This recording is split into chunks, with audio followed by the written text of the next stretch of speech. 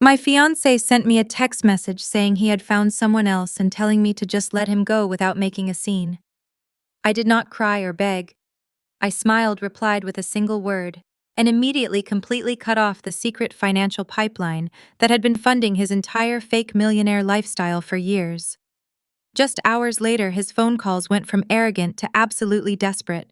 Before I tell you exactly how I dismantled his world piece by piece, let me know where you are watching from in the comments below. Hit like and subscribe if you believe that the best revenge is taking back your power and your money. My name is Kendra. I am 32 years old, and I am a commercial real estate investor based in Atlanta. On a sunny Tuesday afternoon, I was sitting in a glass-walled boardroom high above Peachtree Street. I was holding a solid gold fountain pen, hovering over the final signature line of a $15 million acquisition contract.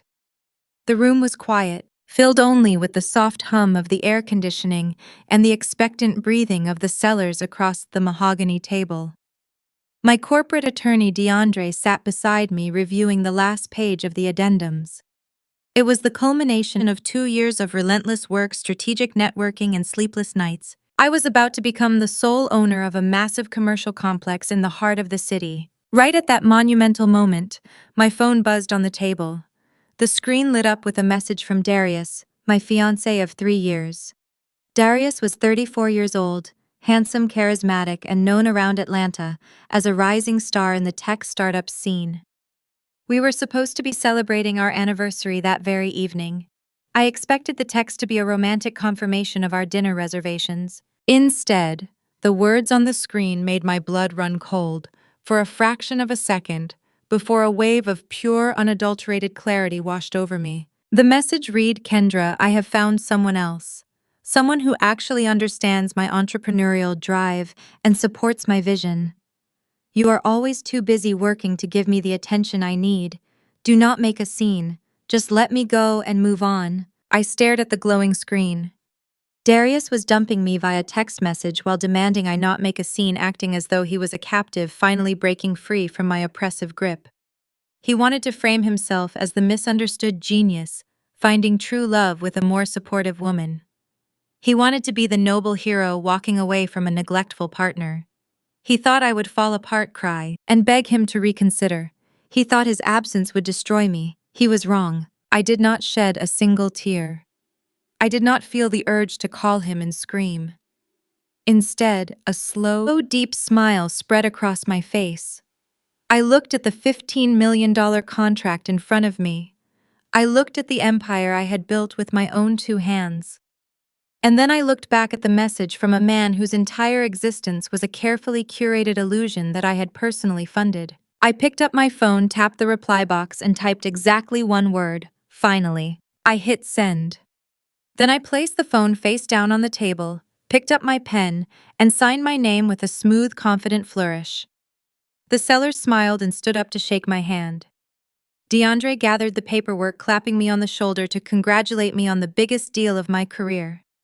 As we shook hands and exchanged pleasantries, my phone began to vibrate violently against the table. It buzzed once, twice, 5 times in rapid succession. Darius was panicking. My single-word reply had completely short-circuited his ego. He had expected paragraphs of heartbreak. He had expected me to demand an explanation. He had expected a fight. Receiving nothing but a cheerful agreement to his departure completely broke his script. After the sellers left the boardroom, DeAndre closed the door and turned to me. He noticed the glowing screen of my phone, which was now showing missed calls alongside a barrage of frantic text messages. "What do you mean, finally?" one message read. "Are you serious?" another demanded. "We are ending a 3-year relationship and you just say finally." DeAndre raised an eyebrow and asked if everything was all right. I smiled at him, opened my laptop, and pulled up my offshore banking portal. "Everything is absolutely perfect," I told him. Darius just broke off our engagement because he found a woman who understands his entrepreneurial drive. DeAndre let out a sharp laugh. "His entrepreneurial drive? You mean the drive you finance?" "Exactly," I replied. This was the secret that nobody in Atlanta high society knew. Darius paraded around Buckhead in tailored Italian suits, driving exotic cars and hosting expensive networking events. He called himself a self-made tech CEO.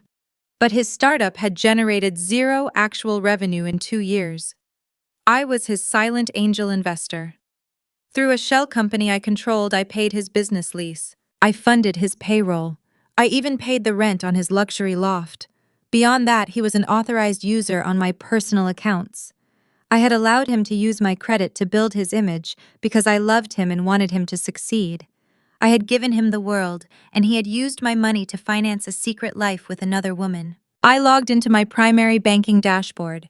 The interface loaded, displaying the massive credit limits and the various cards attached to my account. I navigated to the authorized users section. There were 3 American Express black cards issued under Darius's name. These cards paid for his lunches at the country club, his designer shoes, and his lavish gifts. I clicked on the first card. A prompt asked if I was sure I wanted to deactivate this user. I clicked confirm. The status changed to inactive. I moved to the second card, the one he used specifically for travel and entertainment. I thought about the text message he had just sent me, claiming I never supported his vision. I clicked deactivate. The system processed the request, and the card died instantly. Finally, I went to the third card. This was the corporate expense account card that funded his fake tech empire. I hovered the mouse over the cancel button. DeAndre stood behind my chair watching the screen. "Are you cutting him off completely?" he asked, his voice filled with professional respect. "I am cutting off the life support," I replied. "He wants to be a free man with a supportive woman. Let us see how much she supports him when he cannot afford to buy her a cup of coffee." I clicked the button. The third card was officially dead. Every financial artery connecting Darius to my wealth was completely severed. I closed the laptop and leaned back in the luxurious leather chair. My phone was still buzzing with messages from Darius. He was demanding I answer the phone. He was angry that I was not fighting for him. He had absolutely no idea that while he was texting me his demands, I was systematically erasing his entire financial existence. DeAndre chuckled and closed his briefcase. "You know, I always wondered when you would get tired of carrying that man. You are a powerhouse, Kendra. You build city blocks and manage multi-million-dollar portfolios. Darius was just playing business using your money. He never matched your energy." I looked out the window at the Atlanta skyline. "You are right," I said. "I thought I was investing in a partner, but I was just adopting a dependent. I was so busy managing my real estate deals that I ignored the red flags in my own home." He wanted to feel like a big man, and I gave him the resources to play the part. But he took my generosity for weakness. DeAndre checked his watch. "Wait," he said, a sudden realization dawning on his face. "Was he not supposed to be hosting a massive anniversary dinner for you tonight at Chop's Lobster Bar?" I nodded slowly. Yes. He booked the private dining room. He told me he was going to order the most expensive bottles of wine to celebrate our 3 years together. He specifically bragged about how he was going to treat me like a queen tonight, using his own card. "Which is actually your card," DeAndre corrected. "Which was my card," I clarified. "I am assuming he is still planning to go to that dinner. Only now he will be taking his new supportive woman instead of me. He is probably planning to celebrate his freedom and impress her with a lavish meal." DeAndre's eyes widened in anticipation. "And his cards are completely shut down. Every single one of them," I confirmed. "The bank confirmed the deactivation is immediate. The moment they try to swipe those cards, the system will decline them." "What are you going to do?" DeAndre asked. "Are you going to call him and tell him I picked up my phone and switched it to silent mode?" "Why would I ruin the surprise?" I said softly. He wanted to end things without a scene. He wanted me to just let him go. I am respecting his wishes. I am letting him go to the most expensive steakhouse in the city with his new girlfriend. I am letting him order the finest steaks and the oldest champagne. I am letting him foot the bill. I picked up my bag and smoothed down my skirt. "Let him eat cake, DeAndre. The cards are dead and my charity is permanently closed." I walked out of the boardroom feeling lighter than I had in years. For 3 years I had shrunk myself to make Darius feel bigger. I had hidden my wealth and my success so his fragile ego would not be bruised. I had allowed him to stand on my shoulders and convince the world he was flying. But the moment he decided to step off and disrespect me, gravity became my best friend. As I rode the elevator down to the lobby, my mind was already moving to the next steps. Cutting off the credit cards was just the beginning. I needed to repossess the company car he was driving. I needed to terminate the lease on his fake office. I needed to legally and methodically strip away every single asset he had acquired using my money. Darius wanted to be a self-made man, and I was going to help him achieve that goal by returning him to exactly what he had before he met me. Nothing. The evening was approaching, and the Atlanta traffic was beginning to build. Somewhere in the city, Darius was putting on a custom suit I had paid for. He was getting into a luxury sports car my company owned. He was picking up another woman, preparing to impress her with a lifestyle that did not actually belong to him. He thought he had outsmarted me. He thought he had discarded me. I had no idea that the dinner he was about to eat would be the most expensive, humiliating meal of his entire life, and that by tomorrow morning, his entire fake empire would collapse into dust. Exactly 20 minutes after I deactivated those credit cards, my phone vibrated on the marble counter of my penthouse kitchen. I picked it up and saw a text message from Vance. Vance was the general manager at Chop's Lobster Bar, which happened to be the exact high-end steakhouse where Darius had booked our anniversary dinner. Vance and I went way back. I had helped him secure the commercial lease for his first restaurant years ago, and we had remained close business associates ever since. His text message read, "Your boy is at table 7. He is not with you. He is putting on a ridiculous show with a very young girl. Should I be concerned?" I poured myself a glass of expensive red wine, walked over to my floor-to-ceiling windows overlooking the Atlanta skyline, and typed my reply. "He is my ex-fiancé as of an hour ago. Treat him like any other regular customer. And Vance, none of the cards under his name will work. Make sure he pays his bill." Vance sent back a laughing emoji. "Understood." Thanks to Vance, I received a play-by-play of the entire spectacular disaster as it unfolded. Darius was sitting in the center of the main dining room, acting like he owned the entire city. Sitting across from him was Chantel. I knew exactly who she was because DeAndre had run a quiet background check on her the moment I suspected Darius was stepping out. Chantel was 26 years old, a local social media influencer who cared more about designer labels and VIP sections than building actual wealth. She was naive clout-chasing and completely captivated by the illusion Darius was selling her. Darius was pulling out all the stops for his new supportive woman. He ordered a $2,000 bottle of crystal champagne. He ordered the grand seafood tower loaded with lobster and oysters. He ordered prime Wagyu steaks that cost more than a car payment. According to Vance, Darius was talking loudly enough for the neighboring tables to hear, boasting about his tech empire and how his upcoming initial public offering was going to make him a billionaire by next summer. He was feeding Chantel a fantasy, painting himself as the overworked genius who had finally found his muse. Chantel was recording the entire dinner on her phone, panning the camera over the expensive food and making sure to get Darius in the frame, proudly showing off her wealthy catch to her thousands of followers. The reality was incredibly pathetic. The man sipping a $2,000 bottle of champagne literally had $14 in his personal checking account. I knew this because I was the one who set up his accounts. Every single piece of luxury he was flaunting had been purchased, leased, or rented by my holding company. 2 hours into their lavish dinner, the waiter approached table 7 holding a heavy leather folder. Inside was the bill, $3,500. Darius did not even bother to look at the itemized receipt. He just smiled at Chantel, pulled out the heavy metal American Express black card with his name on it, and casually dropped it into the folder. He probably made a smooth comment about how money was no object when he was with the right woman. The waiter took the folder to the payment station.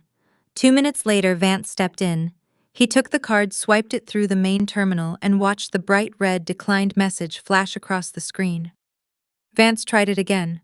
Declined. He checked the system for the other 2 cards Darius had on file for VIP reservations. He ran the second card. Declined. He ran the third card. Declined. Vance picked up the leather folder, walked with deliberate slowness across the crowded dining room, and stopped right next to Darius. The restaurant was dimly lit, but the tension at table 7 was about to become incredibly bright. "Sir," Vance said, keeping his voice polite but just loud enough for Chantel to hear, "your financial institution has declined the transaction on this card." Darius chuckled nervously. He looked at Chantel and rolled his eyes, trying to play it off as a minor inconvenience. You know how these fraud alerts are, he told her smoothly. When you spend as much as I do, the bank gets overly protective. He turned back to Vance and pulled out his sleek designer wallet. No problem at all, just run this one. He handed Vance the second black card. Vance did not walk away this time. He pulled a handheld payment terminal from his apron, inserted the heavy metal card right there at the table, and waited. The machine beeped a harsh negative tone. Declined again, sir, Vance stated calmly. Darius lost his smooth demeanor. A bead of sweat formed on his forehead. Chantel lowered her perfectly glossed lips, parting in confusion. The people sitting at the adjacent tables were beginning to glance over, sensing the awkwardness. In elite Atlanta circles, getting a card declined at a place like Chops was the ultimate social embarrassment. Run the third one! Darius snapped, his voice losing its arrogant edge. He handed over his last card, the corporate expense card, the one that was supposed to fund his fake startup, the one I had killed just hours ago. Vance inserted the card into the machine. The machine beeped loudly. Declined. All 3 of your accounts are completely frozen, sir. We require an alternative method of payment for the $3,500 balance. Panic completely washed over Darius. He frantically checked his banking app on his phone, realizing that his access to my offshore portals had been revoked. He was locked out of everything. He had no cash. He had no backup accounts. He was a fraud sitting behind a mountain of expensive seafood, and the bill had finally arrived. Give me 1 minute, Darius muttered, his face flushing dark red. He stood up from the table, avoiding Chantel's questioning gaze, and rushed toward the quiet hallway near the restrooms. Up in my penthouse, my phone lit up. It was Darius calling. I took a slow sip of my wine, savoring the rich flavor, and let it ring 3 times before I answered. Hello, I said, my tone as peaceful as a Sunday morning. Kendra! Darius hissed into the phone. He was whispering furiously, terrified that someone in the restaurant might hear his desperation. Kendra, what is going on with the bank accounts? I am at dinner and all my cards are declining. You need to call your private banker right now and fix this error. I look like a complete fool in front of my investors. I was still lying. He could not even admit he was with another woman. He wanted me to fix his problem so he could comfortably pay for his date with his mistress. The sheer audacity of his entitlement was truly spectacular. I swirled the wine in my glass, watching the dark liquid catch the city lights. Investors, I replied smoothly. That is a funny name for a 26-year-old influencer. I hope Chantel enjoyed the crystal. The silence on the other end of the line was absolute. I could practically hear his heart drop into his stomach. He stopped breathing for a solid 5 seconds. Kendra, he stammered, his voice trembling now. Listen, let me explain. There is absolutely nothing to explain, Darius, I said, cutting him off with a bright, cheerful tone. You sent me a very clear text message this afternoon. You said you found someone else. You said you wanted me to let you go without making a scene. I thought I was being incredibly cooperative. I let you go. But the cards, he panicked, his voice rising in pitch. Why did you turn off the cards? You know I do not have access to any other funds. I have a $3,000 bill sitting on the table. You need to turn them back on just for tonight. Please, we can talk about everything tomorrow. I was begging. The self-proclaimed tech boss was begging the woman he just discarded to pay for the dinner he was using to court his new girlfriend. It was the most pathetic display of weakness I had ever witnessed. Error. I laughed softly into the receiver. There is no bank error, Darius. You wanted independence. You wanted a woman who understands your entrepreneurial drive.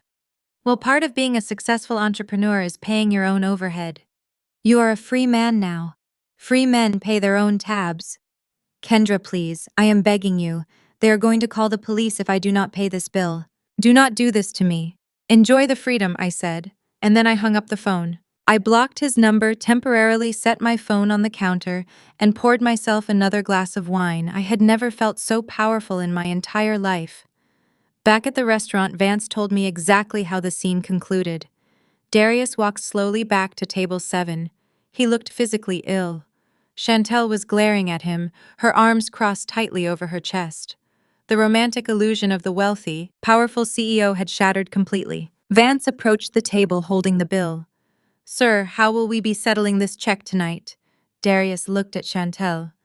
"Babe, do you happen to have your card on you?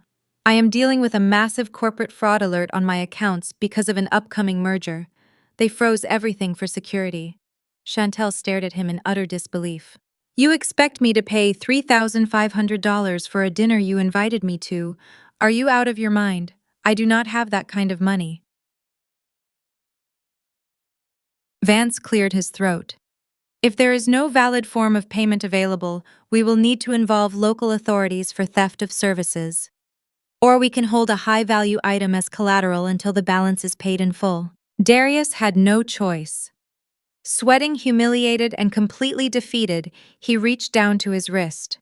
He unbuckled the solid gold Rolex Daytona. It was a $40,000 watch.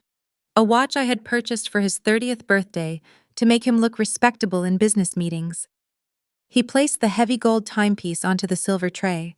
Vance took the watch, nodded politely, and walked away. Darius sat in silence, staring at the empty table. Chantel grabbed her designer purse and stood up. She looked down at him with sudden, sharp suspicion. The charm was gone. The flashy facade was broken. She was looking at a man who could not even afford the food he had just eaten. Darius believed he was untouchable, but he was about to wake up to a reality far more brutal than a declined card. The repossession of his fake life had only just begun. The next morning, the bright Atlanta sun poured through the floor-to-ceiling windows of Chantel's luxury midtown apartment. Darius woke up with a massive hangover and a severely bruised ego. I can only imagine the elaborate web of lies he must have spun to explain away the humiliating disaster at the steakhouse the night before. Knowing him, he likely blamed a massive corporate security freeze, claiming that his bank was overly protective of his vast wealth due to an impending corporate merger. Chantel, being young and eager to secure her spot next to a future billionaire, probably swallowed the excuse whole. She wanted the lifestyle too badly to look closely at the cracks forming in his facade. They got dressed for a lavish Sunday brunch in Buckhead. Darius needed to regain his swagger and prove to his new woman that he was still the powerful executive he claimed to be. He put on a crisp designer shirt that I had paid for, slipped on his favorite loafers, and grabbed the heavy key fob to his custom matte black Porsche Panamera. That car was his pride and joy. It featured peanut butter leather interior, custom rims, and a roaring engine that he used to announce his arrival at every valet stand in the city. He used that car to project an image of undeniable success. Darius and Chantel walked out of the private elevator and stepped into the VIP parking garage of the high-rise building. Chantel was busy checking her reflection in her phone camera, ready to take glamorous videos from the passenger seat of the luxury vehicle. Darius strutted confidently toward his designated premium parking space, pressing the unlock button on his key fob from a distance, anticipating the familiar double flash of the headlights and the satisfying chirp of the alarm system. He heard nothing. There was no flash of lights. There was no aggressive roar of a German engine coming to life. Darius rounded the concrete pillar and stopped dead in his tracks. The premium parking spot was completely empty. There was nothing there but a patch of bare concrete and a small puddle of dried oil. Darius blinked, pressing the unlock button on his key fob over and over again. He held the key up in the air, frantically pushing the button, as if mashing the plastic harder would magically make the vehicle materialize out of thin air. Silence echoed through the concrete garage. Chantel stopped walking and let out an annoyed sigh, tapping her designer heels against the pavement while looking at him with clear irritation. She asked him where the car was, crossing her arms over her chest. Darius went into full panic mode. The illusion he was desperately trying to hold together was shattering right in front of him. He started screaming that his $100,000 custom sports car had been stolen. He threw a massive unhinged tantrum right there in the middle of the luxury garage, yelling loudly about the terrible security in the building and how he was going to sue the property management company for failing to protect his valuable assets. He paced back and forth, putting on a spectacular theatrical performance for Chantel to show her how angry and powerful he was. With shaking hands, Darius pulled out his phone and immediately dialed 911. He demanded that the police send units to the location immediately for a grand theft auto of a high-value exotic vehicle. He gave the dispatcher his name, his parking space number, and the exact make and model of the Porsche, making sure to loudly emphasize how much the custom upgrades were worth, so Chantel could hear him flexing his wealth even in the middle of a crisis. The police dispatcher asked him to hold for a moment while she ran the plates through the national database to see if the vehicle had been flagged or stopped by highway patrol overnight. Darius covered the microphone of his phone and confidently assured Chantel that the police were going to hunt down the criminals who dared to steal from him. He promised her he would have the thieves locked up in a federal prison by the end of the day. A minute later, the dispatcher came back on the line. Her voice was completely flat professional and utterly unimpressed by his grandstanding. She informed him that there was no need to send any officers to the location. She calmly stated that his vehicle had not been stolen. It had been legally repossessed at exactly 3 o'clock in the morning by a certified and bonded recovery team. Darius froze. His jaw dropped. He argued frantically with the dispatcher, raising his voice to insist that there must be some kind of ridiculous administrative mistake.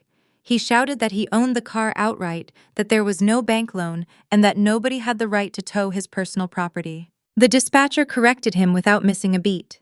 She stated that the registered owner on file was not Darius.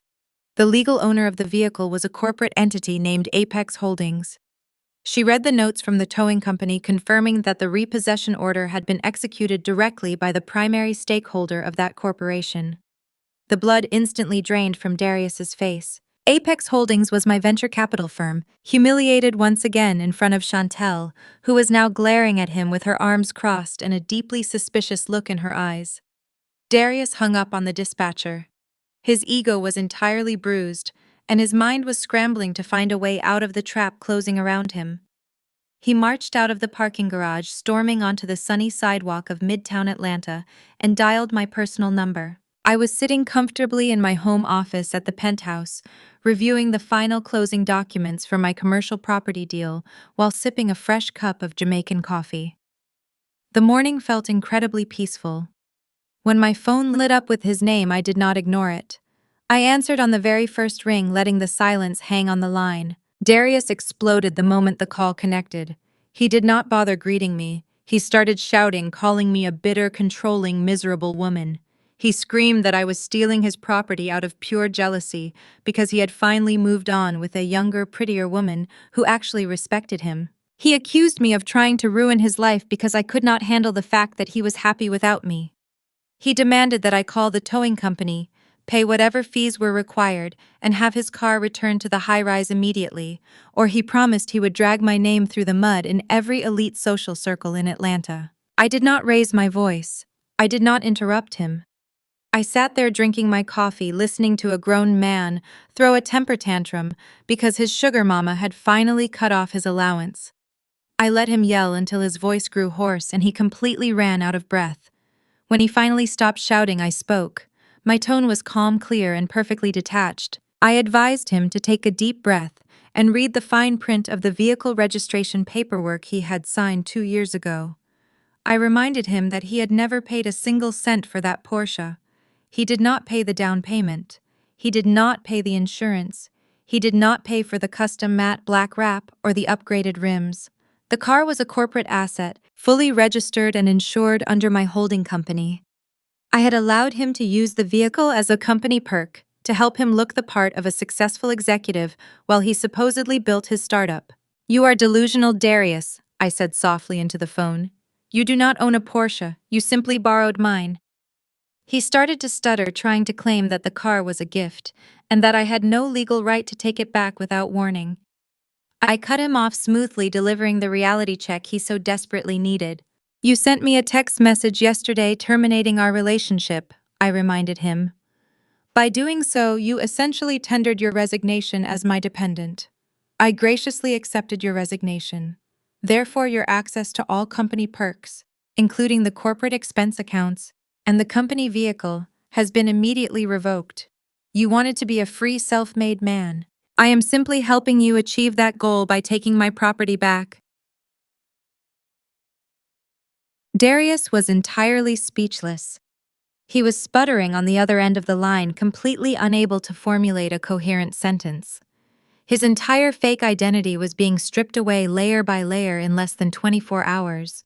He started pacing back and forth on the sidewalk outside the luxury building, shouting into the phone that I could not do this to him, that he needed the car for important meetings, and that I was trying to sabotage his business. "Your business does not exist," I replied coldly. "And neither does your ride. I suggest you download a rideshare app. The weather is getting hot and you have a lot of walking to do." I hung up the phone and set it down on my desk. While Darius was having a full mental breakdown on the public pavement, screaming at his phone, and completely unaware that the foundation of his life was actively collapsing, the heavy glass double doors of the luxury high-rise swung open. The building's head concierge, dressed in a sharp uniform, walked out onto the sidewalk carrying a sealed manila envelope. The concierge bypassed Darius completely. He walked straight up to Chantel, who was standing a few feet away, watching Darius with a look of utter disgust and embarrassment. The concierge held out the envelope and handed it directly to her with a deeply solemn expression. Chantel frowned, taking the envelope and tearing it open. She pulled out a thick stack of legal documents printed on heavy paper. She read the bold black letters printed across the top of the first page. It was a legally binding 24-hour eviction notice for the luxury apartment she was currently standing outside of. Chantel looked down at the paper, her eyes scanning the legal jargon, and then looked up at Darius. The realization hit her like a runaway freight train. The glamorous, wealthy life she thought she had secured was a complete and total lie, and she was about to find out exactly who really owned the roof over her head. Chantel snatched the envelope, her manicured nails digging into the heavy paper. She ripped open the seal and pulled out the legal notice, her eyes scanning the bold, dark print. The color drained from her face as she read the words. "Why am I being kicked out of my own apartment?" Chantel screamed, her voice echoing off the concrete walls of the parking garage. She spun around, waving the paper wildly in Darius's face. "What is the meaning of this, Darius? You said you paid for this place." Darius snatched the notice from her hand, his eyes darting frantically across the page. Panic flared in his chest as he recognized the corporate logo at the top of the letterhead. It was a 24-hour notice to vacate the premises for illegal subloot and unauthorized occupancy, signed directly by the legal department of Apex Holdings. "This has to be a mistake," Darius stammered, his mind racing to construct a lie fast enough to save him. "I paid the building management, they must have messed up the paperwork." "Don't lie to me," Chantel shouted, stepping back from him, her posture rigid with fury. "The concierge just told me this unit is owned by a private investment firm. He said the lease was granted to someone named Kendra for corporate housing, and nobody named Darius or Chantel is supposed to be living here. Who is Kendra Darius?" The truth, raw and ugly, was forcing its way to the surface. Darius had never bought or leased Chantel's apartment. When Kendra's real estate firm acquired the luxury high-rise Midtown building the previous year, Darius had used his position as her fiancé to manipulate the situation. He had convinced Kendra to let his startup use one of the penthouse units as a temporary stay for visiting tech developers and out-of-town investors. Kendra, trusting him completely at the time, had approved the arrangement. Instead of hosting developers, Darius had secretly moved Chantel into the high-rise, presenting the apartment to her as a grand romantic gift from his billion-dollar empire to solidify her loyalty as his mistress. He had used Kendra's property to maintain a secret relationship right under her nose. But the moment Kendra cut the corporate ties, she had instructed her property managers to audit every asset assigned to Darius and immediately clear out any unauthorized occupants. Darius gripped Chantel's shoulders, his hands trembling as he tried to pull her close. "Babe, look at me. Listen to me. You have to calm down." "Don't tell me to calm down," Chantel yelled, shoving his hands off her. "I have 24 hours to pack my life into boxes. You told me you owned this building. You told me you were a tech mogul." "I am a mogul," Darius snapped back, his voice cracking with desperation. He leaned in close, putting on his best sales pitch, trying to spin the narrative. "Kendra is nobody. She's just a bitter mid-level property manager at the firm I work with. She's been obsessed with me for years, Chantel. I rejected her last night, And now she's using her administrative access to try and ruin my life because she can't handle seeing me happy with you. Chantel stared at him, her eyes narrowing as suspicion took deep root. A mid-level manager, if she's just a manager, how did she manage to tow your Porsche and evict me from this building in the exact same morning? Because she's abusing her power. Darius lied, frantically sweating through his designer shirt. She's committing corporate fraud out of pure jealousy. My legal team is already handling it. This is just a temporary setback, Chantel. I'm not going to let some crazy obsessed ex-coworker ruin our future. I took her hands, looking deeply into her eyes, forcing every ounce of fake sincerity he could muster. Forget this apartment. Forget the Porsche. This place was too small for us anyway. I'm closing a massive tech deal by the end of this week.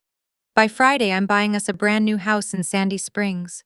A real estate empire of our own, just trust me. Chantel looked at the eviction notice in her hand, then back at Darius. She wanted to believe him. She desperately wanted the fairy tale of the young wealthy tech wife to be real. She slowly let out a breath, her posture softening just a fraction. A house by the end of the week. Yes, I swear to you, Darius promised, wiping the sweat from his forehead.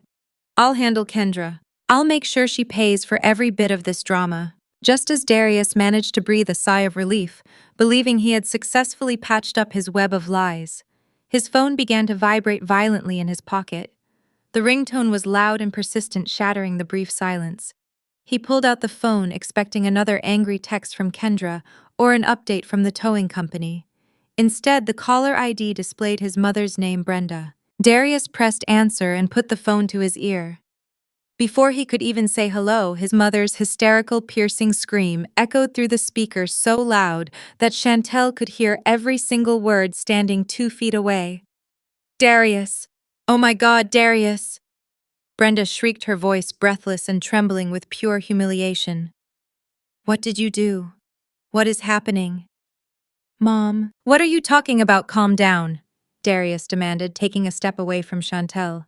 I am at the Platinum Country Club right now, Brenda wailed, her voice echoing with the sound of background whispers and gasps. I was sitting at the garden patio having brunch with Pastor Thomas and the entire Ladies' Auxiliary Committee.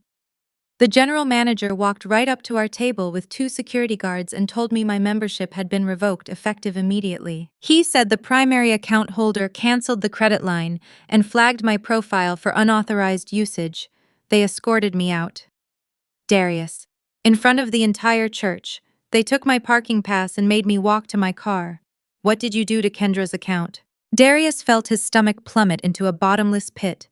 He stood frozen on the sidewalk, the midtown wind blowing past him as his mother's frantic screams continued over the speaker. He had forgotten about his mother's country club account. For 3 years, Kendra had quietly covered the thousands of dollars in monthly dues for Brenda's elite country club membership, allowing Darius's mother to flex a high society lifestyle to her friends, while pretending her son was funding it all out of filial devotion. Now the dominoes were falling faster than Darius could ever hope to stop them. His cards were gone, his car was gone, his mistress was evicted, and his mother was publicly ruined. The financial lifeline that held his entire family's fake status together had been permanently severed, and the nightmare was only just beginning. The financial lifeline that held his entire family's fake status together had been permanently severed, and the nightmare was only just beginning. Less than an hour after Darius's mother was publicly escorted out of her exclusive country club, the heavy frosted glass doors of my executive office in Buckhead violently swung open. The peaceful, quiet atmosphere of my top-floor suite was instantly shattered by the sound of high heels aggressively striking the polished hardwood floor and loud, entitled voices echoing down the hallway. My executive assistant, a highly capable woman who usually handled everything with absolute grace, was frantically walking backward, holding her hands up in a desperate attempt to stop the 2 women bulldozing their way into my private workspace. It was Brenda, Darius's mother, and Latoya, his older sister. They stormed past my receptionist exactly like they owned the entire building. They carried themselves with an unearned arrogance, marching into my office with a level of disrespect that absolutely stunned me. Brenda was wearing a pristine St. John knit suit, Latoya was gripping a bright orange Birkin bag tightly against her side. I knew exactly how much those items cost, primarily because the charges for both of them had cleared through my corporate expense account just 6 months prior. They were literally wearing my money while marching into my office to attack me. I held up a hand, signaling my assistant to step back and let them in. I wanted to hear exactly what they had to say. Brenda marched straight up to my massive glass desk and slammed both of her hands down flat against the surface. Her face was twisted into a mask of pure self-righteous fury. She leaned forward, glaring at me with the kind of judgmental venom she usually reserved for the people she gossiped about at her megachurch on Sunday mornings.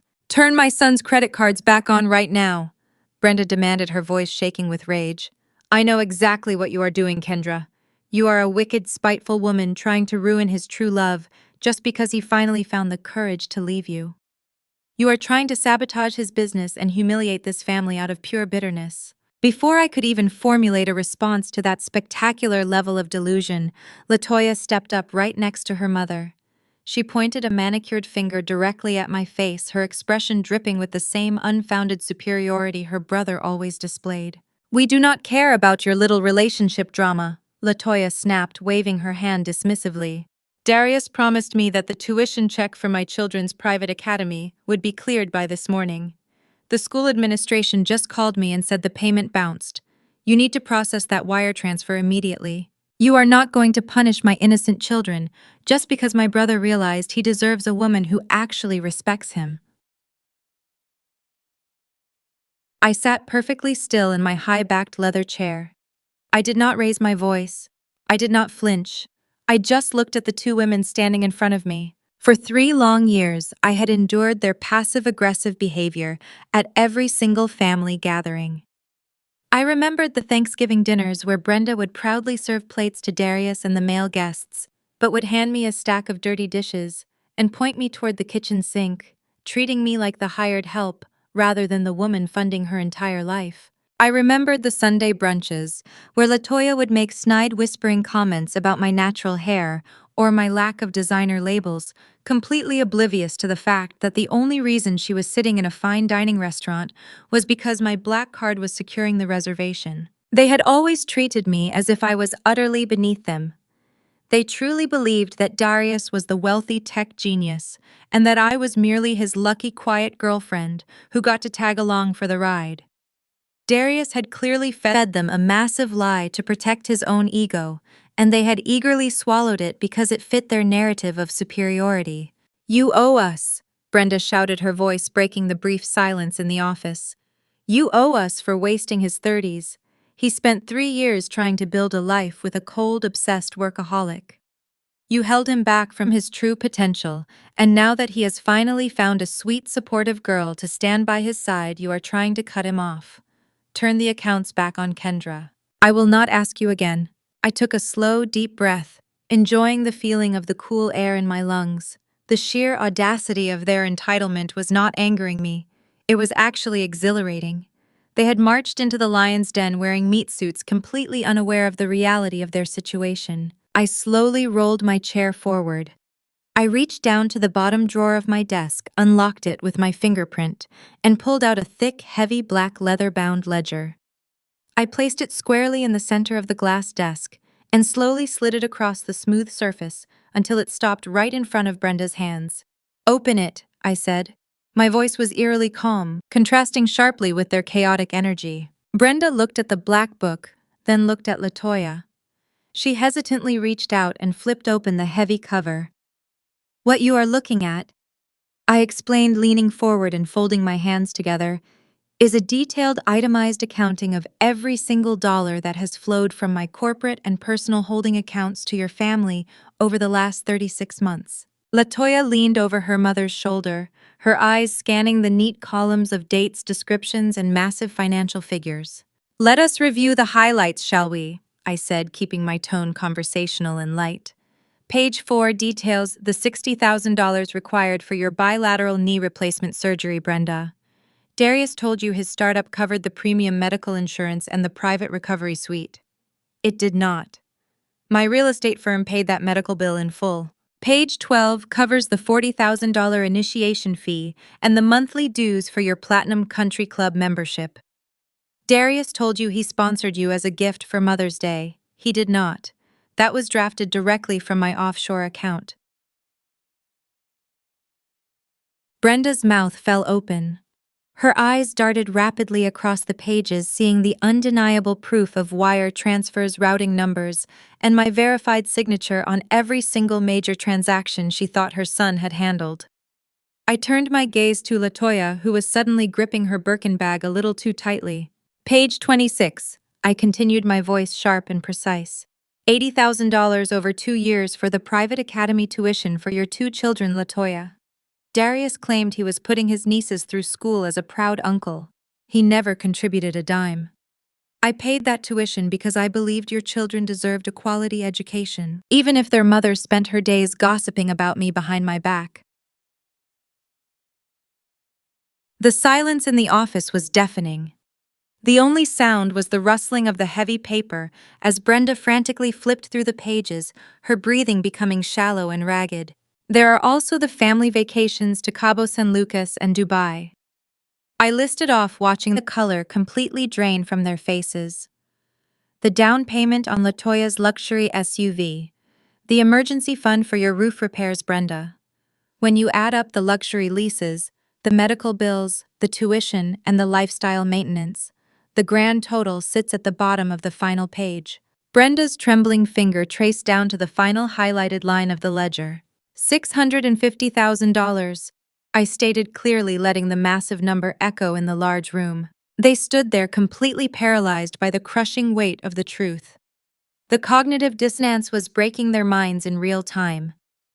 The golden child they worshipped, the son and brother they believed was a self-made millionaire, was nothing but a broke, lying parasite.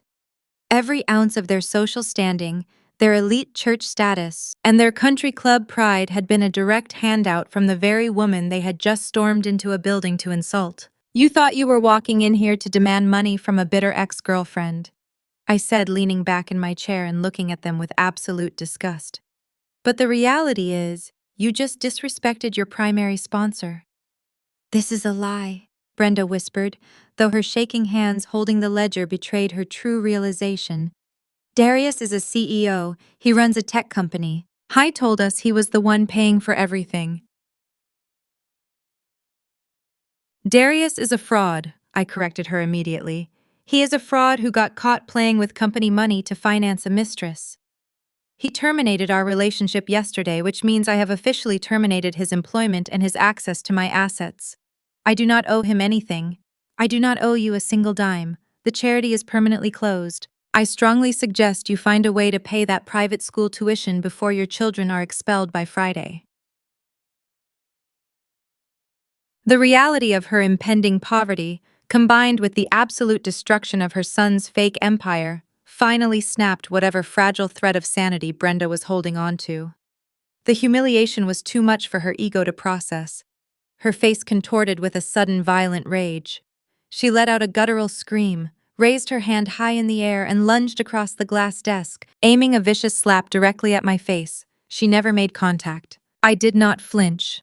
I simply raised my right hand and caught her wrist in midair. My grip was like a steel vise, stopping her hand dead just inches from my cheek. Brenda gasped in shock, struggling to pull her arm back, but I held her firmly in place across the desk. With my free left hand, I calmly reached under the lip of my desk and pressed the silent emergency security button. I looked directly into Brenda's terrified eyes. The fierce, untouchable matriarch persona had completely vanished, replaced by the panicked realization that she had just committed assault against a highly influential corporate executive in a building surrounded by cameras. I released her wrist, pushing her hand away with a flick of my wrist, and smiled a cold, dangerous smile. Careful, Brenda, I warned, my voice dropping to a terrifyingly soft whisper. I shifted my gaze to Latoya, who was standing frozen in absolute horror. Because Malik is next. Latoya went completely ghost white. Her breath hitched in her throat and she stumbled backward, her designer bag nearly slipping from her grasp. The mention of her husband's name hit her like a physical blow to the stomach. She knew exactly what I meant. and the true scale of the devastation I was about to unleash on their family was finally sinking in. Two heavily built security guards stepped out of the private elevator and walked into my office. I released my grip on Brenda and pointed toward the door. The guards moved with swift professional efficiency. They grabbed Brenda by the arms of her expensive knit suit and physically guided her away from my desk. She tried to thrash and yell, but the sheer strength of the men made her look like a helpless child. Latoya was completely paralyzed by the threat I had just made regarding her husband. She did not even try to fight. She just clutched her orange designer bag and let the second security guard usher her out into the executive hallway. I walked slowly behind them, watching the two women who had tormented me for 3 years being humiliatingly marched toward the exit. The rest of my staff had stopped what they were doing, watching the spectacle unfold. Brenda was still shouting empty threats about how Darius was going to sue me, but her voice cracked with panic. She knew it was over. Just as the guards pushed them toward the elevator bank, the polished metal doors slid open with a soft chime. A tall, broad-shouldered man, wearing a high-visibility work jacket and heavy boots, burst out of the elevator. He was breathing heavily, sweat shining on his forehead, his eyes wide with absolute desperation. It was Malik, Latoya's husband. He ran a local logistics and trucking company, a business he had built to support his growing family. Malik nearly collided with his wife and mother-in-law. Latoya let out a gasp of surprise, reaching out to grab his arm. She desperately tried to pull him back into the elevator, with them begging him to leave the building before things got any worse. But Malik forcefully yanked his arm out of her grasp. He did not even look at her. His eyes locked directly onto me as I stood calmly in the doorway of my office. He barged right past the security guards, ignoring his wife's frantic pleas, and marched straight up to me. His face was a mixture of blind rage and complete terror. "Kendra," he shouted, his deep voice booming across the quiet reception area. "What is going on? I just got a call from the commercial fleet leasing agency. They told me that the lease on my entire fleet of 20 freight trucks was canceled overnight. My drivers are sitting at the depot right now, and the repo guys are actively towing my trucks away. They said the primary guarantor pulled the funding. You have to call Darius right now. I cannot reach him. He needs to fix this immediately, or my company is dead by tomorrow morning." He stepped closer, pointing a thick finger at me. "I know you two are having problems, but you cannot drag my business into your relationship drama. If you had anything to do with freezing those accounts to punish Darius, I swear to God I will sue you for everything you own. You are illegally interfering with my contracts." I looked at Malik. Unlike Brenda and Latoya, Malik was a hard-working man. He spent long hours managing routes and dispatching drivers to provide for his family. He genuinely believed that his brother-in-law was a brilliant tech billionaire who had graciously decided to invest in his logistics company out of family loyalty. Malik had zero idea that Darius was a complete fraud. I raised my hand, signaling the security guards to stand down and let Malik speak. "I am not interfering with your contracts, Malik," I said calmly. I stepped aside and motioned for him to enter my office. "Walk inside. Let me show you something." Malik hesitated, glancing back at Latoya, who was actively sobbing by the elevator, shaking her head and begging him to just come home. Malik ignored her, his jaw set tightly, and followed me into my office. I walked over to the massive digital monitor mounted on my office wall and tapped the screen to wake it up. I pulled up a secure financial directory and opened the primary corporate charter for his logistics business. I enlarged the document so the text was clear and impossible to misread. "Read the primary shareholder section," I instructed, pointing at the screen. Malik stepped closer to the monitor. He squinted at the legal document, his eyes scanning the lines of text. He read the name aloud, Apex Holdings LLC. He turned to me, completely confused. "That is the venture capital firm that Darius uses to fund my trucks." He told me it was his private equity branch. "No, Malik," I corrected him, my voice steady and firm. "Apex Holdings is my company. I am the sole owner, the primary founder, and the only source of capital. Darius does not own a single share. 2 years ago, when your logistics company was weeks away from declaring bankruptcy, Latoya came to me crying. She begged me to help you. I analyzed your business model, saw that you were a hard worker, and decided to act as a silent angel investor to save your fleet. Malik shook his head, refusing to believe it. No. Darius handed me that check. Darius negotiated the lease terms with the fleet agency. He told me he was using his tech money to save his sister's family. Darius handed you a check that I wrote, I replied, funds to deliver you, because Latoya begged me to let him take the credit. She said it would hurt your pride to know a woman was saving your business, and she wanted her brother to look like a hero to the family. I agreed to stay silent and fund your trucks through my corporate account. I paid the monthly leases. I paid the commercial insurance. I kept your drivers on the road. I tapped the screen again, pulling up a secondary accounting ledger. But here's the part your lovely wife and your brother-in-law failed to mention. Read the management fee deductions. Malik leaned in closer, his eyes tracking the highlighted red numbers on the screen. He saw a recurring automatic transfer happening every single month for the last 2 years. What is that, he asked, his voice trembling slightly. That is a 15% administrative fee, I explained. When I agreed to fund your business, I allocated a specific monthly budget to cover your expansion. But Darius set up the transfer portal. Without my knowledge, and certainly without your knowledge, Darius has been skimming exactly 15% off the top of every single operating grant I sent to your company. He pocketed that money directly into his personal checking account. He was stealing from his own sister's family while pretending to be your savior. Malik stood perfectly still. The realization hit his massive frame like a physical shockwave. His chest heaved as he stared at the numbers. He did the math in his head. The missing 15% was the exact reason his profit margins had always been impossibly tight. It was the reason he could never afford to give his drivers a raise. It was the reason he had been working 80-hour weeks and barely breaking even. His own brother-in-law had been quietly bleeding him dry while accepting his gratitude. And as of yesterday, I continued showing no mercy. Darius broke off our engagement because he decided he wanted to be with a 26-year-old influencer. He terminated our relationship, so I terminated his access to my money. I canceled the corporate cards, I revoked the leases, and I completely cut the funding to every project attached to his name. Your trucks are gone, Malik, because the parasite you thought was your savior finally killed the host. Malik did not say a word to me. He turned around slowly. His hands balled into massive fists at his sides. The veins in his neck were bulging against his collar.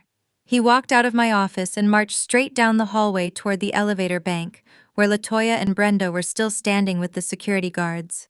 I followed him to the doorway, watching the scene unfold in the lobby. Latoya saw her husband approaching. She tried to put on a brave face, reaching out to him with trembling hands. Malik, baby, we can figure this out. We can call the bank. We can call Darius.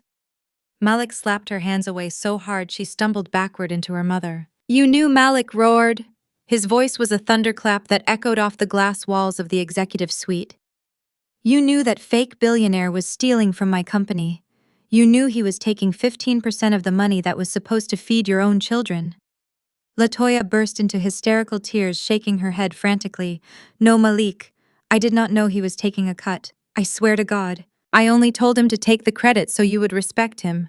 I just wanted my family to look good. Look good, Malik screamed, stepping aggressively toward her. Brenda tried to step between them to protect her daughter, but Malik shoved past her. Because of your desperate need to look rich, I just lost my entire company. My drivers are out of work. My trucks are gone. We are bankrupt, Latoya. We have absolutely nothing left because you and your mother wanted to worship a con artist. Brenda pointed a shaking finger at him. Do not raise your voice at my daughter. Darius will fix this. He has a massive tech deal closing this week. He is buying a new house. He will buy you new trucks. Malik let out a harsh, broken laugh. He looked at his mother-in-law with absolute venom. Are you completely stupid, Brenda? He does not have a tech deal. He does not have a company. He does not even have a bank account. Every single thing he touched belonged to the woman standing right there. Malik pointed a finger back at me. I stood calmly in the doorway, watching them tear each other apart. He lived off her money, Malik continued, shouting, his voice echoing loudly. And he stole from us to line his own pockets. Your golden boy is a broke, lying thief. And I am filing for divorce the second I leave this building. I am taking my kids, and you two can go live in a cardboard box with your precious tech CEO. Latoya collapsed onto the floor of the lobby, weeping hysterically, begging Malik not to leave her, apologizing over and over again for lying about the money. Brenda was holding her chest, gasping for air, as the reality of her ruined life finally crushed her fabricated pride. The great untouchable family was officially imploding right on the reception floor. The golden child they had worshipped had completely destroyed their lives, and the truth had set everything on fire. Malik did not look back. He stormed onto the elevator, slamming his fist against the button. The doors closed, leaving Latoya and Brenda sobbing on the floor, surrounded by my security guards. I watched them for a moment longer, feeling absolutely no pity. They had enabled his lies, and now they were paying the price. I turned around to walk back into my office and review my afternoon schedule. Just as I sat down at my desk, my intercom buzzed. I pressed the button to answer. My assistant's voice came through the speaker, sounding highly professional, but distinctly urgent. Miss Kendra. I apologize for the interruption, but there is a situation at the front gate downstairs. The lobby security just called up. There is a woman named Chantel demanding access to the building. She is causing quite a scene. She says she is carrying Darius's baby, and she strongly demands to see you immediately. I leaned back in my leather chair. A slow, deeply satisfied smile spread across my face. The final piece of his fake empire had just arrived at my doorstep, completely unaware of the slaughter that was waiting for her. Send her up, I replied smoothly. Send her right up. The heavy frosted glass doors to my executive suite swung open for the second time that afternoon. Chantel marched into my office, radiating a desperate kind of false confidence. She was exactly what my private investigator had detailed in his report. She was 26 years old, dressed head to toe in aggressive designer logos that screamed of someone trying entirely too hard to prove she belonged in rooms like this. She wore oversized sunglasses pushed up into her meticulously styled hair, and she carried a luxury handbag that I instantly recognized. I recognized it because the notification for that exact $5,000 purchase had pinged my phone 2 months ago while I was in a board meeting. She bypassed the guest chairs completely and marched straight up to the edge of my glass desk. She planted her hands firmly on her hips, striking a pose she had likely practiced in the mirror of the apartment I had just evicted her from. She looked me up and down, her eyes scanning my tailored suit and my calm demeanor, desperately searching for any sign of the bitter, weeping woman Darius had promised her I would be. So you are Kendra, she sneered, her voice echoing loudly in the quiet space. I did not offer her a seat. I simply folded my hands on top of my desk and looked at her. I let the silence stretch out, allowing the sheer weight of the room to press down on her. The silence was unnerving. She had walked in expecting a screaming match. She had prepared herself for a reality television-style showdown over a man. My absolute refusal to give her that energy immediately threw her off balance. When the silence became too heavy for her to bear, she decided to go on the offensive. She aggressively slammed her left hand down onto my desk. The overhead lights caught the massive glittering stone on her ring finger. It was a flawless 3-carat diamond halo setting. It was obnoxiously large, designed specifically to demand attention. I am not here to play games with you, Chantel announced, her voice rising in pitch. I came here to tell you to back off. Darius told me everything about you. He told me how you have been obsessed with him for years. He told me how you are just some mid-level manager who cannot handle the fact that a future billionaire finally decided to cut ties with you. I tilted my head slightly, maintaining direct eye contact. A future billionaire, I repeated softly, letting the absurdity of the phrase hang in the air. Yes, she snapped, lifting her chin defiantly. A billionaire. And he chose me. He tried to let you down easy, but clearly you are completely unhinged. Towing his car and sending an eviction notice to my apartment is pathetic. You are acting like a bitter, dried-up ex who is holding on to his assets out of pure spite. She placed a protective hand over her flat stomach, playing what she believed was her ultimate trump card. She smiled a cruel, victorious smile. You also need to know that I am having his baby, Chantel declared triumphantly. I am carrying the heir to his tech empire. He is building a legacy, and I am the woman he chose to share it with. We are starting a family, so you need to stop this desperate tantrum right now. You need to call whoever you need to call, reverse that ridiculous eviction notice, and give him his company back. If you do not reverse the freeze on his accounts, he is going to ruin you." I sat perfectly still, absorbing the sheer magnitude of her delusion. She truly believed she was speaking to a jealous secretary. She truly believed the man who had just abandoned her in a parking garage without a working credit card was the master of the universe. It was almost sad. Almost. I slowly reached across my desk toward a crystal carafe. I picked up a heavy glass tumbler and poured a serving of sparkling water. The ice clinked softly against the glass. I took my time, making sure my movements were completely unhurried. I picked up the glass, took a small sip, and then placed it gently on the edge of the desk right in front of her. "Drink some water, Chantel," I said, my voice warm and steady. "You are pregnant. You need to stay hydrated. Congratulations, by the way. A baby is a beautiful blessing." Chantel stared at the glass of water as if it were laced with poison. She blinked rapidly, thoroughly disoriented by my response. She had dropped the ultimate bombshell, expecting me to shatter into a million pieces. My polite congratulations completely derailed her train of thought. "I do not want your water," she said, though her voice had lost a significant amount of its aggressive edge. "Did you hear what I just said to you?" "I heard every single word," I replied pleasantly. I shifted my gaze from her confused face down to her left hand, which was still resting aggressively on my glass desk. I leaned forward slightly, resting my chin on my hands, and studied the massive diamond. "That is a truly stunning ring," I observed, keeping my tone highly complimentary. "The clarity is exceptional. A 3-carat center stone with a diamond halo. It looks custom-made. Darius has wonderful taste." Chantel immediately puffed her chest out, her false confidence returning in a rush. She lifted her hand proudly, displaying the ring under the boardroom lights. She thought I was finally conceding defeat. She thought I was admitting that he had bought her something better than he had ever bought me. I had it custom designed for me at the most exclusive jeweler in Buckhead. Chantel bragged, a smug smile returning to her lips.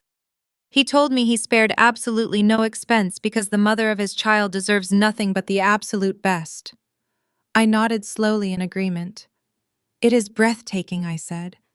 Then I let my smile fade into a look of genuine professional curiosity. "Did he happen to tell you that it is financed?" Chantel froze. Her smug smile vanished instantly. She slowly lowered her hand. "What are you talking about?" she demanded defensively. "Darius paid cash for this ring. He is a CEO." I did not argue with her. I simply reached across my desk and picked up my iPad. I unlocked the screen and opened the secure corporate accounting portal for Apex Holdings. I navigated to the specific flagged transaction log that had hit my desk that morning.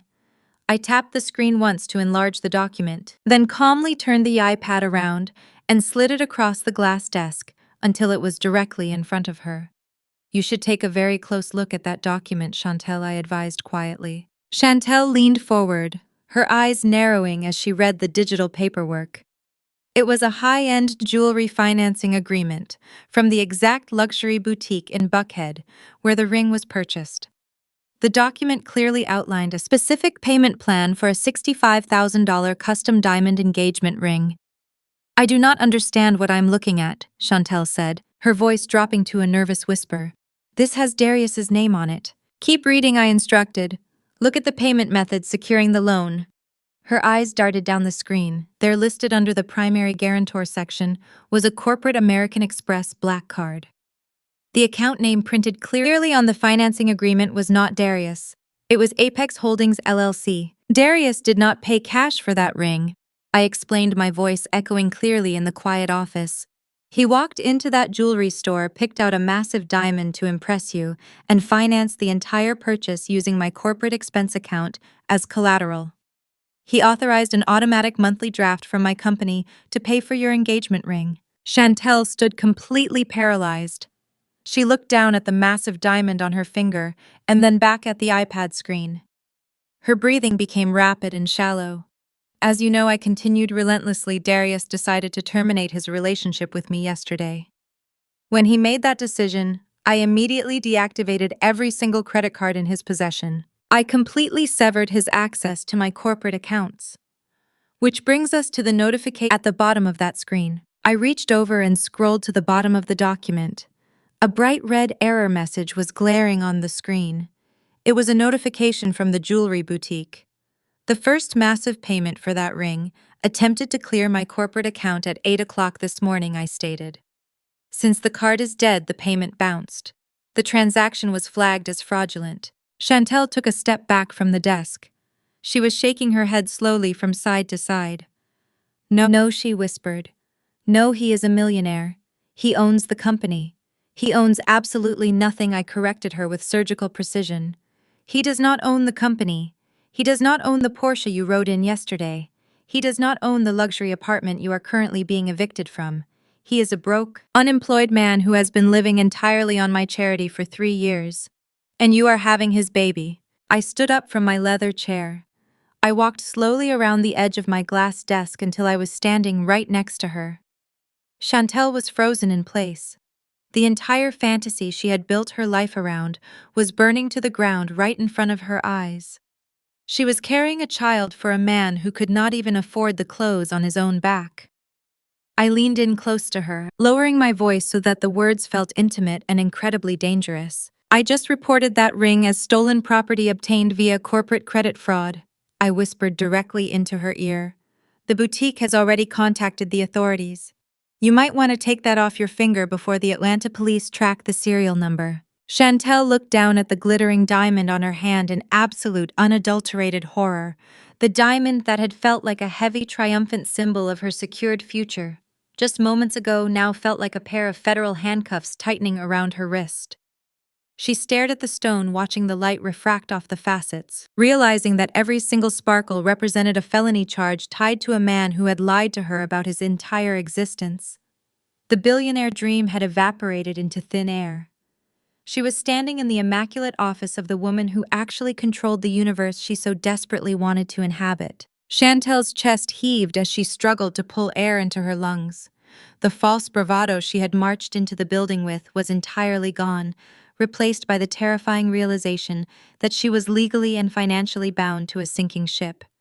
She looked from the ring on her hand to my perfectly calm face, realizing that the bitter ex she had come to gloat over was actually the executioner who held the fate of her entire world in the palm of her hand. Chantel stared at the 3-carat diamond, as if the flawless stone had suddenly caught fire. The arrogant posture she had carried into my executive suite had completely evaporated, replaced by the frantic, wide-eyed terror of a woman realizing she had anchored her entire future to a sinking ship.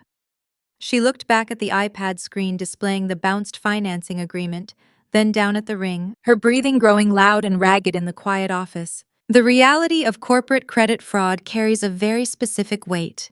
It is not a bad breakup, it is a federal crime. I watched the gears turn behind her designer sunglasses as she calculated exactly how fast the Atlanta police would trace a stolen $65,000 piece of jewelry to the aspiring social media influencer currently flaunting it on her finger. Chantel did not say another word. She grabbed the diamond ring, yanked it violently off her left hand, and slammed it down onto my glass desk. The heavy metal clattered loudly against the surface, spinning before coming to a dead stop next to my crystal water carafe. Without a single glance backward, Chantel turned on her designer heels and sprinted toward the door. She pushed past my heavy frosted glass office doors so hard they slammed against the doorstops. I could hear her frantic footsteps echoing down the executive hallway, followed by the frantic ding of the elevator button being mashed repeatedly.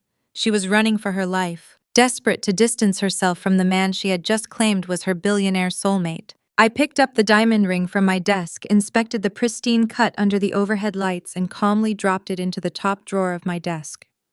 I locked the drawer with my fingerprint. The mistress had been thoroughly handled. Now it was time to close the noose around the king of lies himself.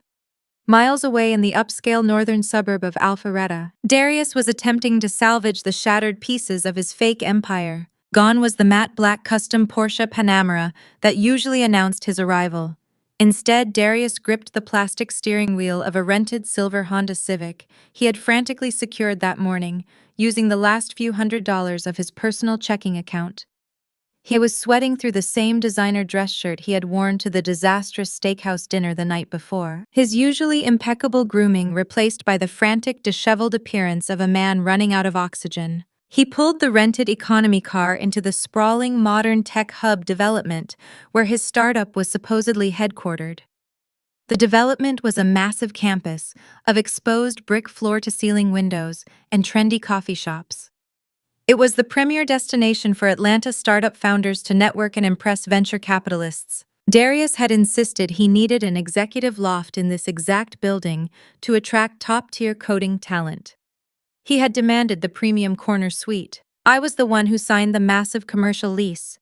I was the one who paid the exorbitant monthly rent so he could play the role of a tech visionary. Darius slammed the Honda into a visitor parking space, not even bothering to straighten out the wheels. He desperately needed to get inside his office. He needed to sit behind his expensive desk, turn on his dual monitors, and convince himself that he still had a company.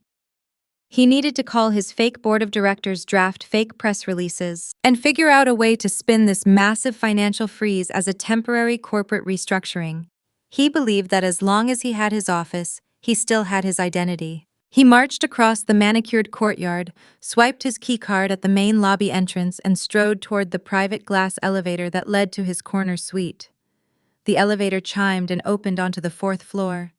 Darius stepped out into his private corridor and stopped dead in his tracks. The heavy modern double-glass doors leading into his startup headquarters were entirely wrapped in a thick, heavy-duty steel chain. A massive industrial padlock secured the handles together tightly, making it absolutely impossible to enter. Darius dropped his rented car keys on the floor. He rushed forward, grabbing the thick steel chain and rattling it violently against the glass doors. He pulled and yanked with all his strength, his face turning red with exertion, but the heavy padlock did not yield a single millimeter. Then he noticed the bright yellow document securely taped to the inside of the glass door, facing outward for the entire floor to see. It was a formal notice of commercial eviction and lease termination. The bold black letters stated that the premises had been immediately repossessed by the primary leaseholder and that all property inside had been seized to cover outstanding corporate debts. Darius completely lost his mind.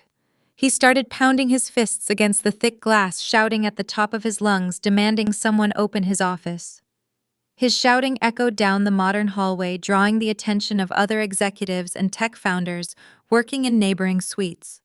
Doors opened and people began stepping out to watch the formerly arrogant, flashy CEO having a public meltdown in the corridor. Calvin, the senior property manager of the commercial hub, stepped out of the nearby freight elevator. Calvin was a no-nonsense professional who had managed high-end commercial real estate for 20 years.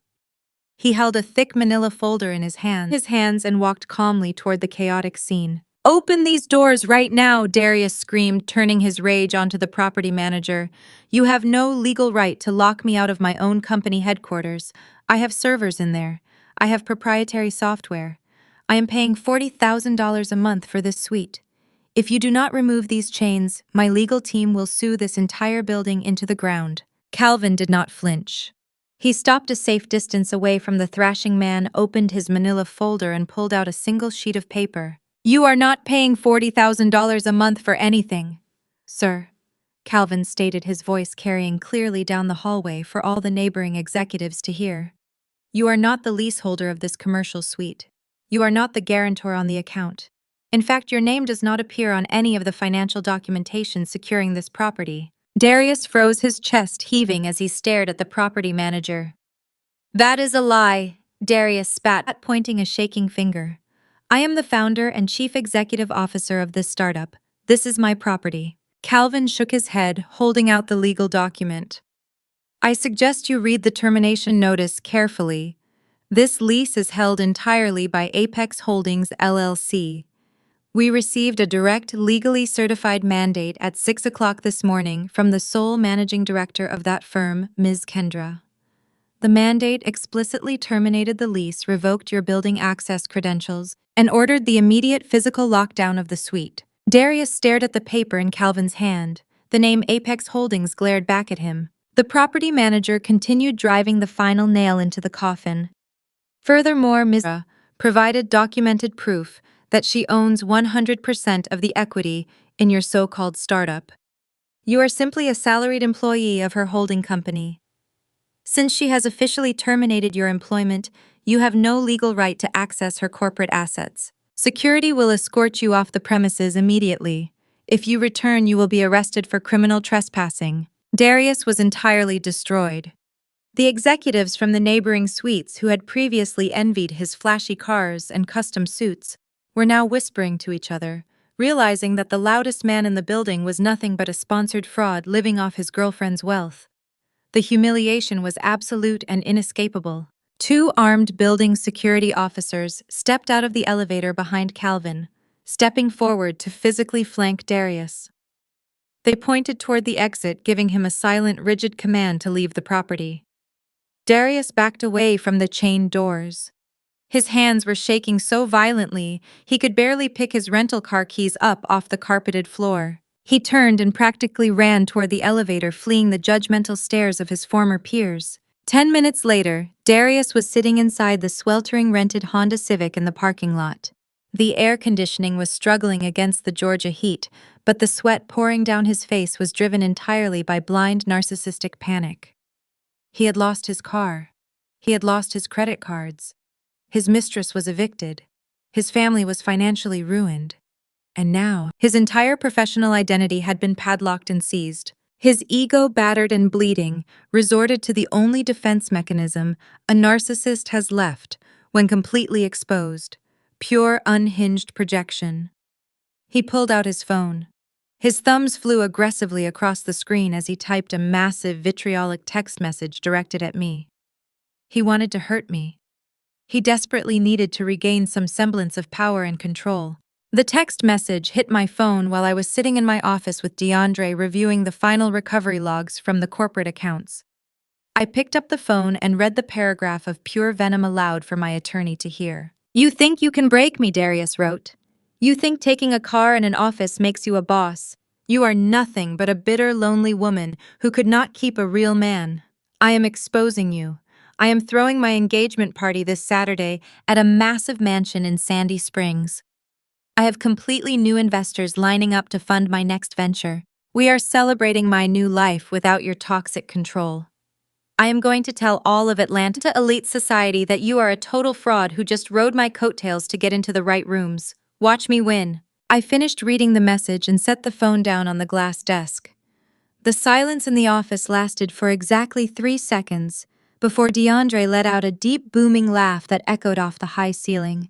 "He is throwing an engagement party?" DeAndre asked, wiping a tear of amusement from his eye. "How exactly does a man with $14 and a rented Honda throw an elite mansion party for Atlanta high society? High is going to borrow money from very bad people," I replied, my voice dropping into a register of absolute cold certainty. "He is desperate to save face. He will take a predatory loan from the local street sharks just to rent a mansion and buy champagne to prove he is still wealthy. He is building his own coffin, and he is inviting everyone he knows to watch him get buried." I picked up my phone and forwarded the unhinged text message directly to DeAndre's secure email server. "Draft the final corporate dissolution papers," I instructed, standing up and smoothing down the front of my tailored blazer. "Ensure the forensic accounting audit is fully printed and bound in multiple folders. We are going to a party this Saturday." DeAndre grinned, snapping his briefcase shut. "I will have the security team prepped and ready for transport." "What is the dress code for crashing a fake billionaire's engagement party?" I walked over to the floor-to-ceiling window, looking out over the sprawling empire I had built entirely on my own merit, funded by my own brilliance, and protected by my own ruthlessness. "Call my stylist," I said, a dangerous smile touching the corners of my mouth. "Tell her I need a dress that screams widow of a fake empire. We are going to a funeral." Saturday night quickly arrived with the thick, suffocating humidity typical of an Atlanta summer while I was stepping into a custom emerald green gown in my penthouse. Darius was stepping into a massive trap of his own making. He had rented a sprawling multi-million-dollar mansion in the wealthy neighborhood of Sandy Springs for the evening. The estate featured towering marble columns, a wraparound driveway filled with luxury cars, and a massive ballroom overlooking a manicured garden. It was the perfect stage for a man who desperately needed to perform a grand illusion. But staging a theatrical production of this magnitude costs serious money, and Darius had absolutely none. Through my extensive network in the city, DeAndre had easily discovered exactly how Darius funded this extravagant engagement party.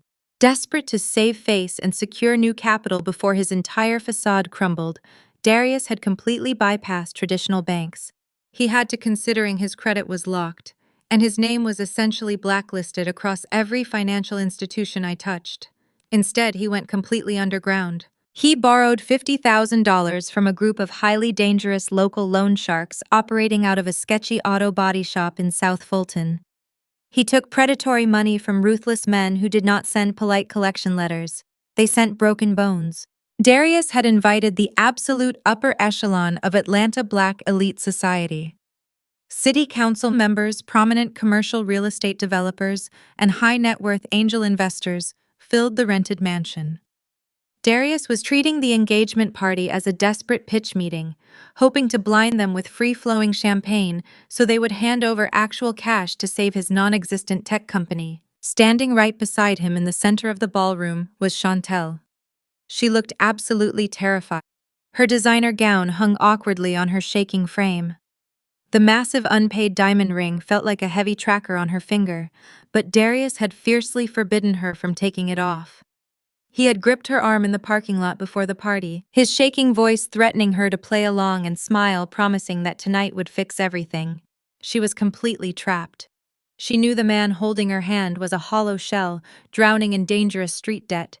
Yet she had to stand there and nod, while he brazenly lied to some of the most powerful people in the state of Georgia. At exactly 9 o'clock, Darius signaled the hired DJ to lower the music. He grabbed a microphone and confidently walked up the sweeping grand staircase, positioning himself on the mid-level landing so he could look down at his wealthy guests. He tapped the microphone, flashing his signature charismatic smile, the exact same smile he had used to charm his way into my life 3 years ago. "Welcome, everyone," Darius projected, his deep voice carrying easily across the silent ballroom. "I want to thank you all for being here tonight to celebrate two massive milestones." He gestured toward Chantel, who managed a rigid, panic-stricken smile from the bottom of the stairs. The elegant crowd offered polite applause, raising their expensive glasses in a toast. But tonight is not just about love. Darius continued, his chest puffing out as he shifted seamlessly into his corporate salesman persona. It is about building a lasting legacy. Many of you in this room know my long journey. You know the relentless grind it takes to build a tech empire from the ground up. I started with nothing but a bold vision. Through self-made success, aggressive innovation, and complete financial independence, I built a platform that is actively revolutionizing our industry. He was lying through his teeth to a room full of self-made millionaires. He was selling stock in a company that literally had heavy steel chains wrapped around its front doors. "We are disruptive," Darius shouted into the microphone, feeding off the energy of the room. "We are hungry. And I am thrilled to announce tonight that we are officially preparing for our initial public offering by next spring. I am looking for strategic partners," Darius announced, scanning the crowd, making direct eye contact with the wealthy investors he had lured to the mansion. "I am looking for visionaries who want to get in on the ground floor of a billion-dollar valuation. We are opening a new round of funding tonight exclusively for my inner circle. This is your chance to ride the rocket ship." He raised his glass of champagne high in the air, completely ignoring the grim reality of the $50,000 mob debt hanging heavily over his head. He actually believed his own magnificent lies. He was completely intoxicated by the sound of his own voice and the desperate illusion of his grand success. He never even got to take a single sip of his drink. At that exact monumental moment, the massive, heavy oak, double doors of the mansion were shoved open with a loud, resounding crack that echoed wildly over the microphone feedback.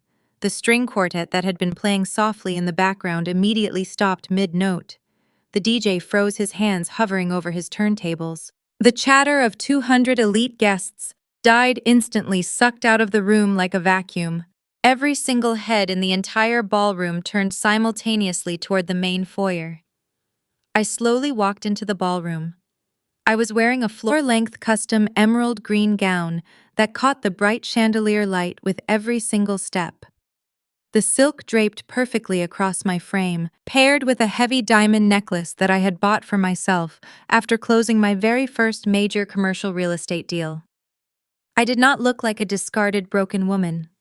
I looked like absolute undeniable royalty, walking into a room she already completely owned. Flanking me closely on my right side was DeAndre, looking incredibly sharp and undeniably dangerous in a tailored black suit, holding a thick leather-bound portfolio under his arm.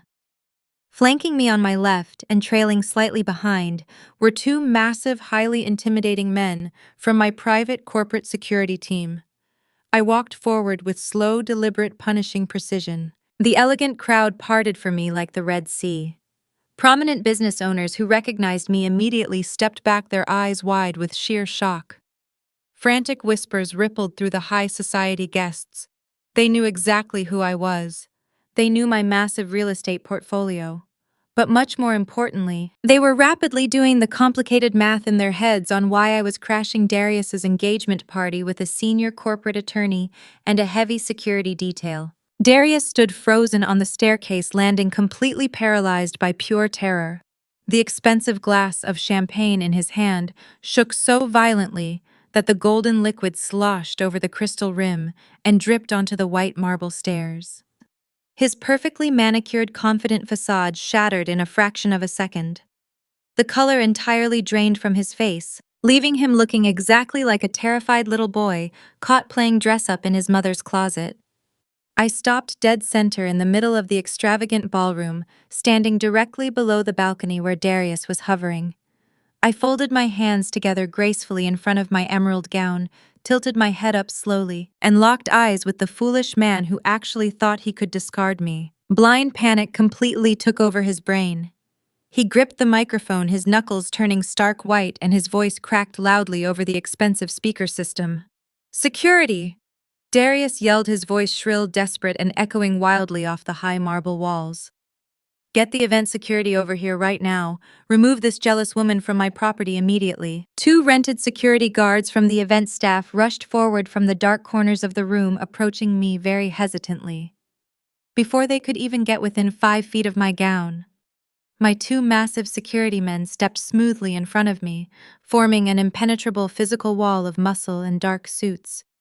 They stared down the rented guards, who immediately stopped dead in their tracks and backed away, wanting absolutely no part of this severe altercation. I stepped smoothly around my security detail, closing the remaining distance to the bottom of the grand staircase. The entire room held its collective breath. You could hear a pin drop in that massive mansion. I reached out and took a single legally stamped document from the leather portfolio DeAndre was holding. I held the crisp white paper up high in the air, making sure the gold corporate seal was visible to everyone in the room, especially the wealthy investors. Darius was just begging for money. My voice was calm, razor sharp, and carried perfectly through the dead silence of the ballroom. "I am not here for the groom," I announced, letting the cold words strike him like a physical blow. "I am here for the audit." Darius dropped the microphone. It hit the marble stairs with a deafening screech of feedback that made half the room flinch, sealing his fate. The deafening screech of the dropped microphone echoed off the marble walls of the grand ballroom. The piercing sound forced several of the wealthy guests to cover their ears, but not a single person looked away from the staircase.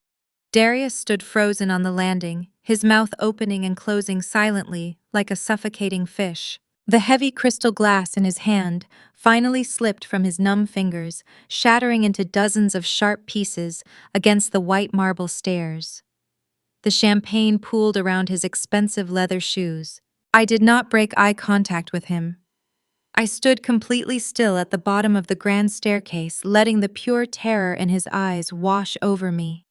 The absolute silence in the room was heavy, thick with the unsaid realization that the man standing above me had just been caught in a catastrophic lie. I raised my left hand and gave a sharp single nod. DeAndre immediately broke away from my side. He moved with swift, aggressive purpose, walking straight toward the elevated DJ booth tucked into the corner of the ballroom. The hired DJ, a young man who had been playing upbeat celebration music just minutes ago, backed away nervously from his equipment. DeAndre did not ask for permission.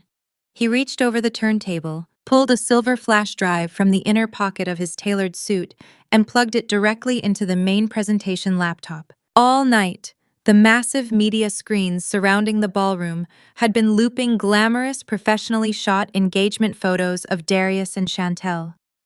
The screens had showcased them laughing on yachts, walking through vineyards, and toasting to their fake billionaire lifestyle. In a fraction of a second, every single screen went pitch black. A collective gasp rippled through the crowd of elite investors, local politicians, and high society socialites. The screens flickered back to life, flooding the dim ballroom with stark, glaring white light. But there were no more engagement photos. Instead, the screens displayed a massive, highly detailed corporate financial flowchart.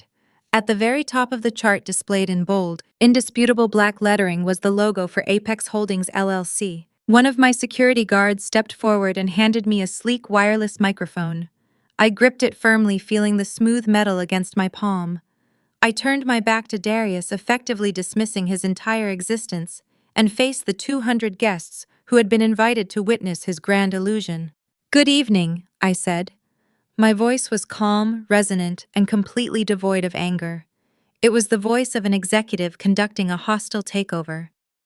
For those of you who do not know me, my name is Kendra. I am the founder, primary stakeholder, and sole managing director of Apex Holdings. You were all invited here tonight by a man claiming to be the visionary CEO of a rapidly expanding tech startup. He stood on those stairs just moments ago and asked you to invest your hard-earned capital into his upcoming initial public offering. I began to pace slowly across the center of the dance floor. The crowd watched me with rapt attention. You could hear the heavy silk of my emerald green gown sweeping across the polished wood.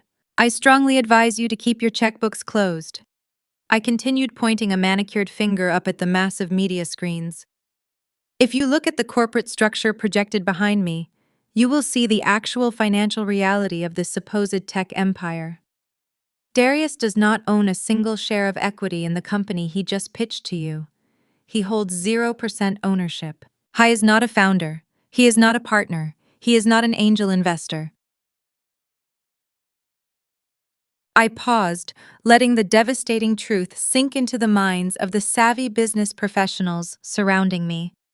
I could see the prominent commercial real estate developers and wealthy venture capitalists squinting at the screens, their expressions shifting from polite curiosity to profound shock. "Darius is a standard employee of my holding company," I announced, my voice slicing through the heavy silence. "His official title was mid-level project manager. The luxury loft he claims as his corporate headquarters is leased directly under my name.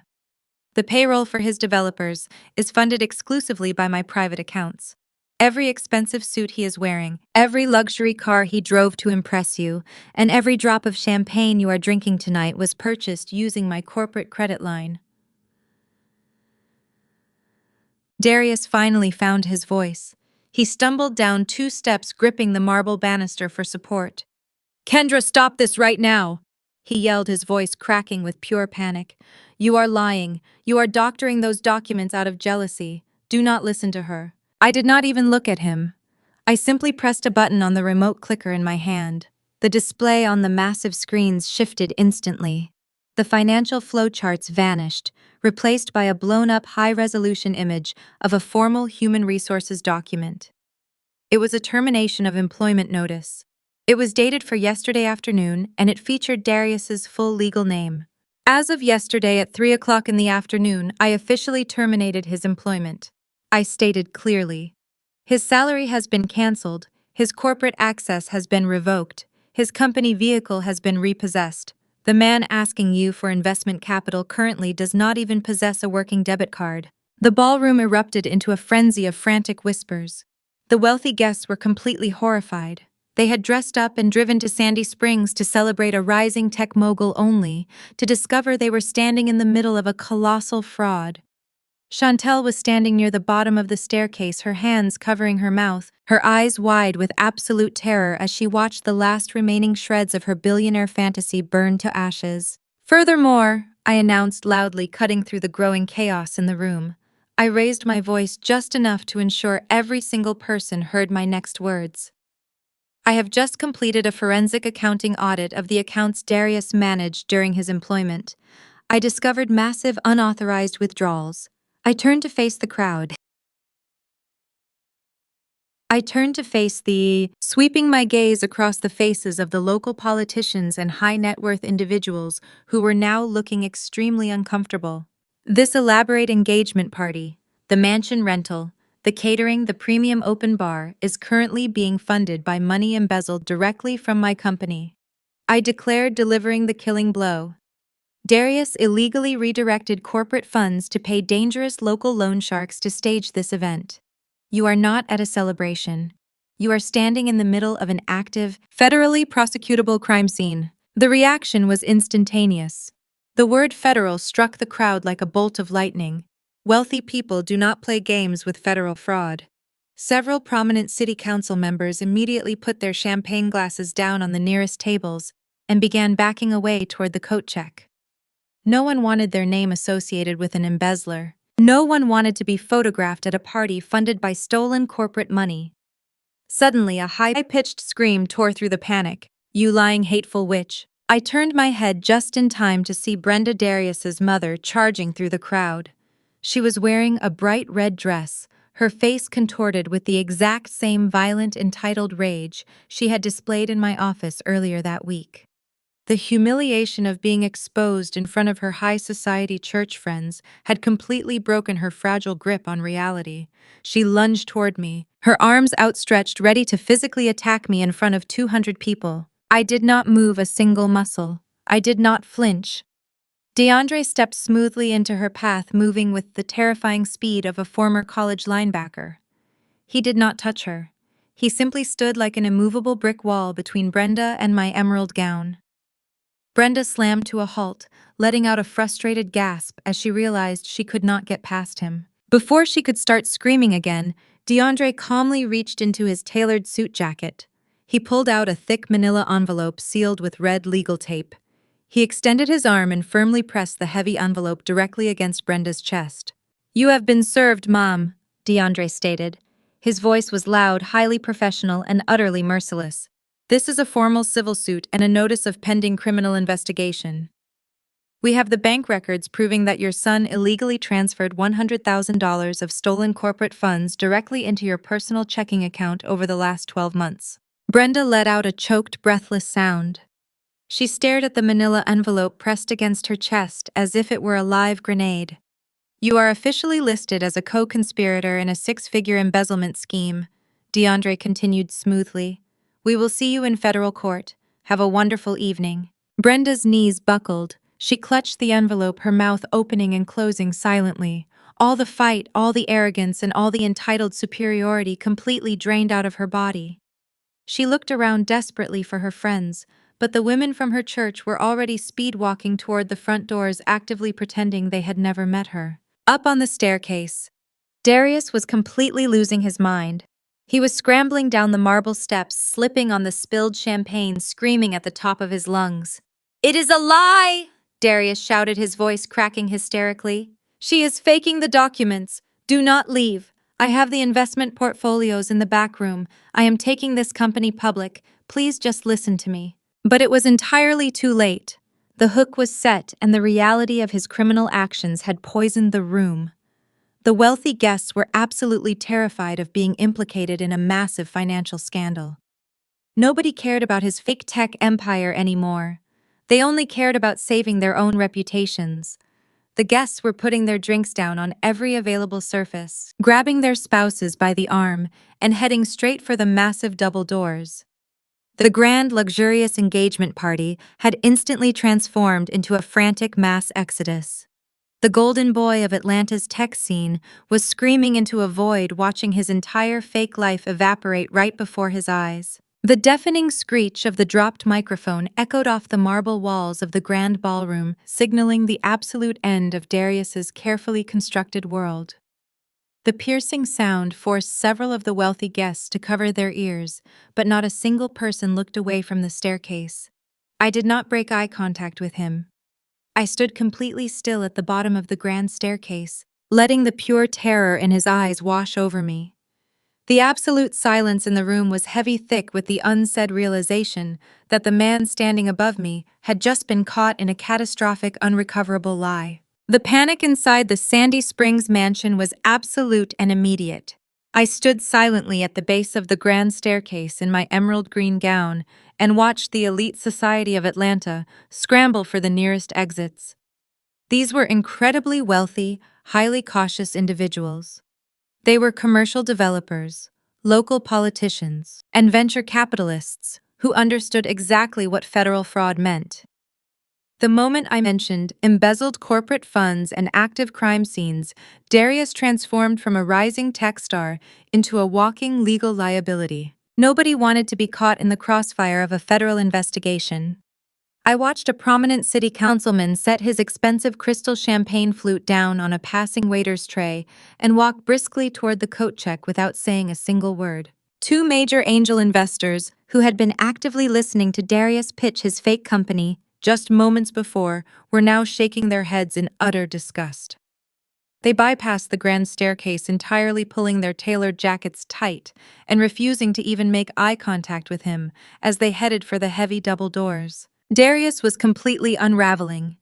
He scrambled down the remaining marble steps, his custom suit wrinkled and stained with the champagne he had dropped. He reached out and grabbed the sleeve of a wealthy real estate developer, desperately begging the man to stay. Darius was shouting that it was all a massive misunderstanding, promising that he had physical investment portfolios in the back room to prove his immense net worth.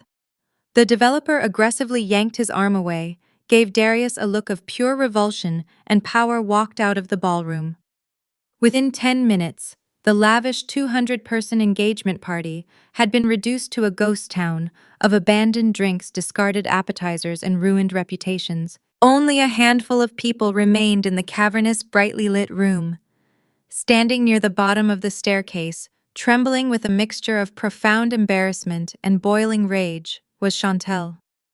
The naive, clout-chasing influencer had finally hit her absolute breaking point. The glamorous delusion she had been desperately clinging to was completely shattered. She had been abruptly evicted from her luxury apartment. She had learned the massive diamond on her finger was stolen corporate property. And now she had just watched the man she thought was a billionaire get exposed as a broke, unemployed fraud in front of the entire city. Chantel marched straight up to Darius. She did not look intimidated anymore. She looked absolutely lethal. She snatched the wireless microphone right out of his trembling hand. "I told me he owned everything!" Chantel yelled into the microphone, her voice echoing violently through the empty ballroom. She pointed a shaking finger directly at me. "He told me you were just his crazy, obsessed assistant who could not handle being rejected. He promised me a brand new house by Friday. He promised me a luxury life. You are nothing but a broke, lying scam artist." Darius tried to shush her, reaching out to grab her shoulders and pull her into a hug, pleading with her to keep her voice down. He was still trying to manage his image in a room that had already burned to the very ground. "Do not me," Chantel screamed. She pulled her arm back and slapped him squarely across the face.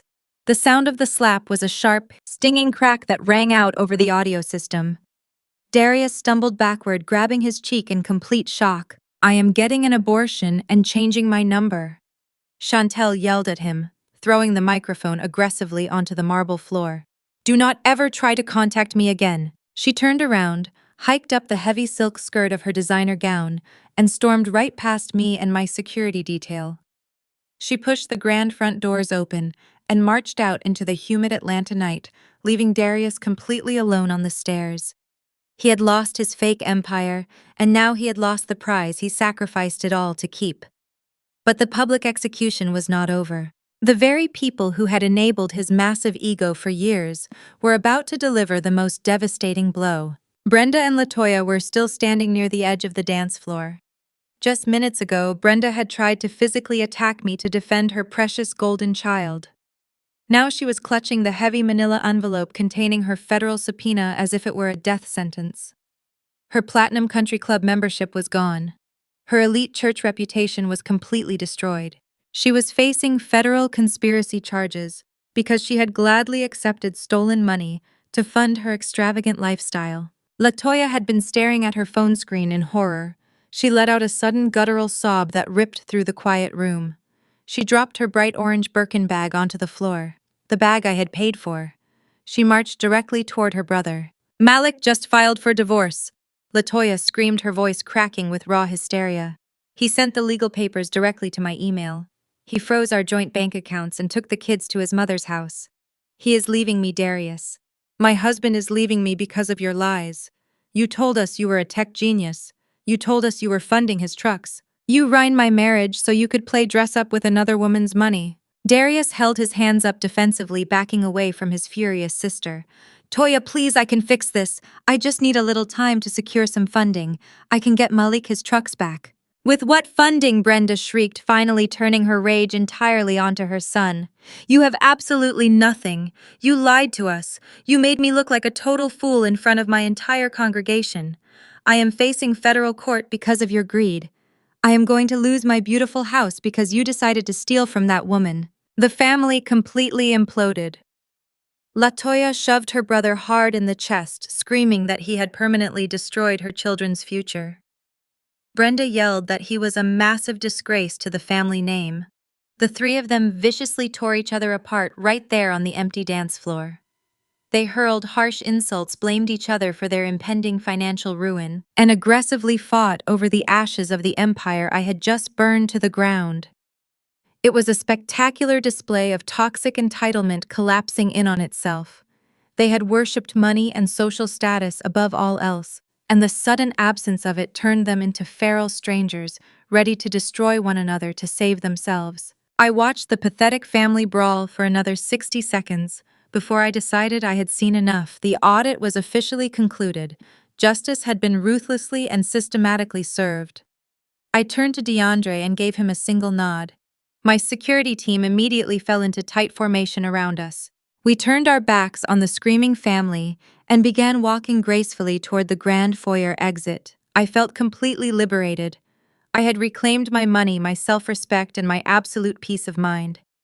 The heavy weight of carrying a parasitic man and his ungrateful family was entirely lifted off my shoulders. I was ready to leave this nightmare behind me forever. But as we reached the massive double doors, the atmosphere in the room shifted dangerously. A group of 5 unsavory, heavily tattooed men wearing ill-fitting suits detached themselves from the dark shadows of the perimeter walls.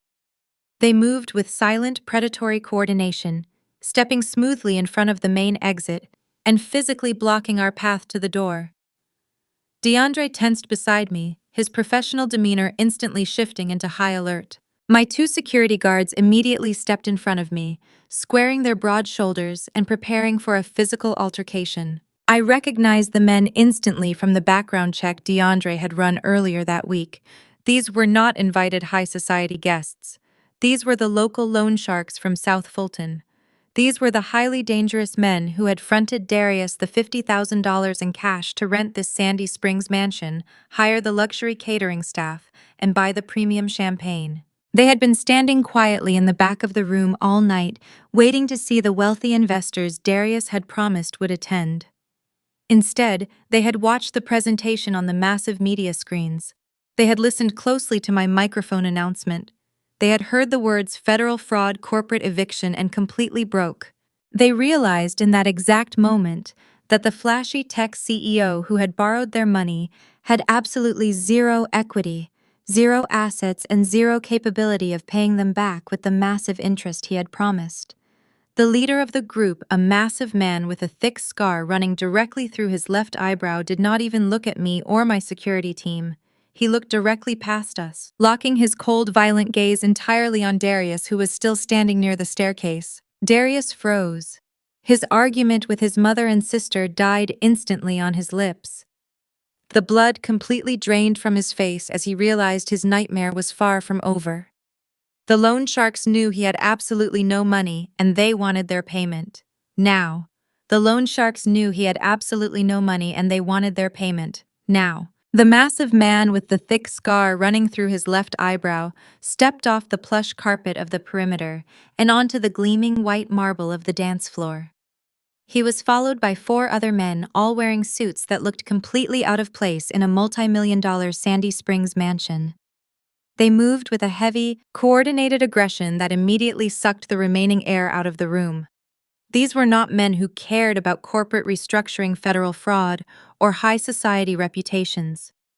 They operated entirely outside the law, and they only cared about one thing: their $50,000 in cash, plus the exorbitant street interest they had been promised by the end of the night.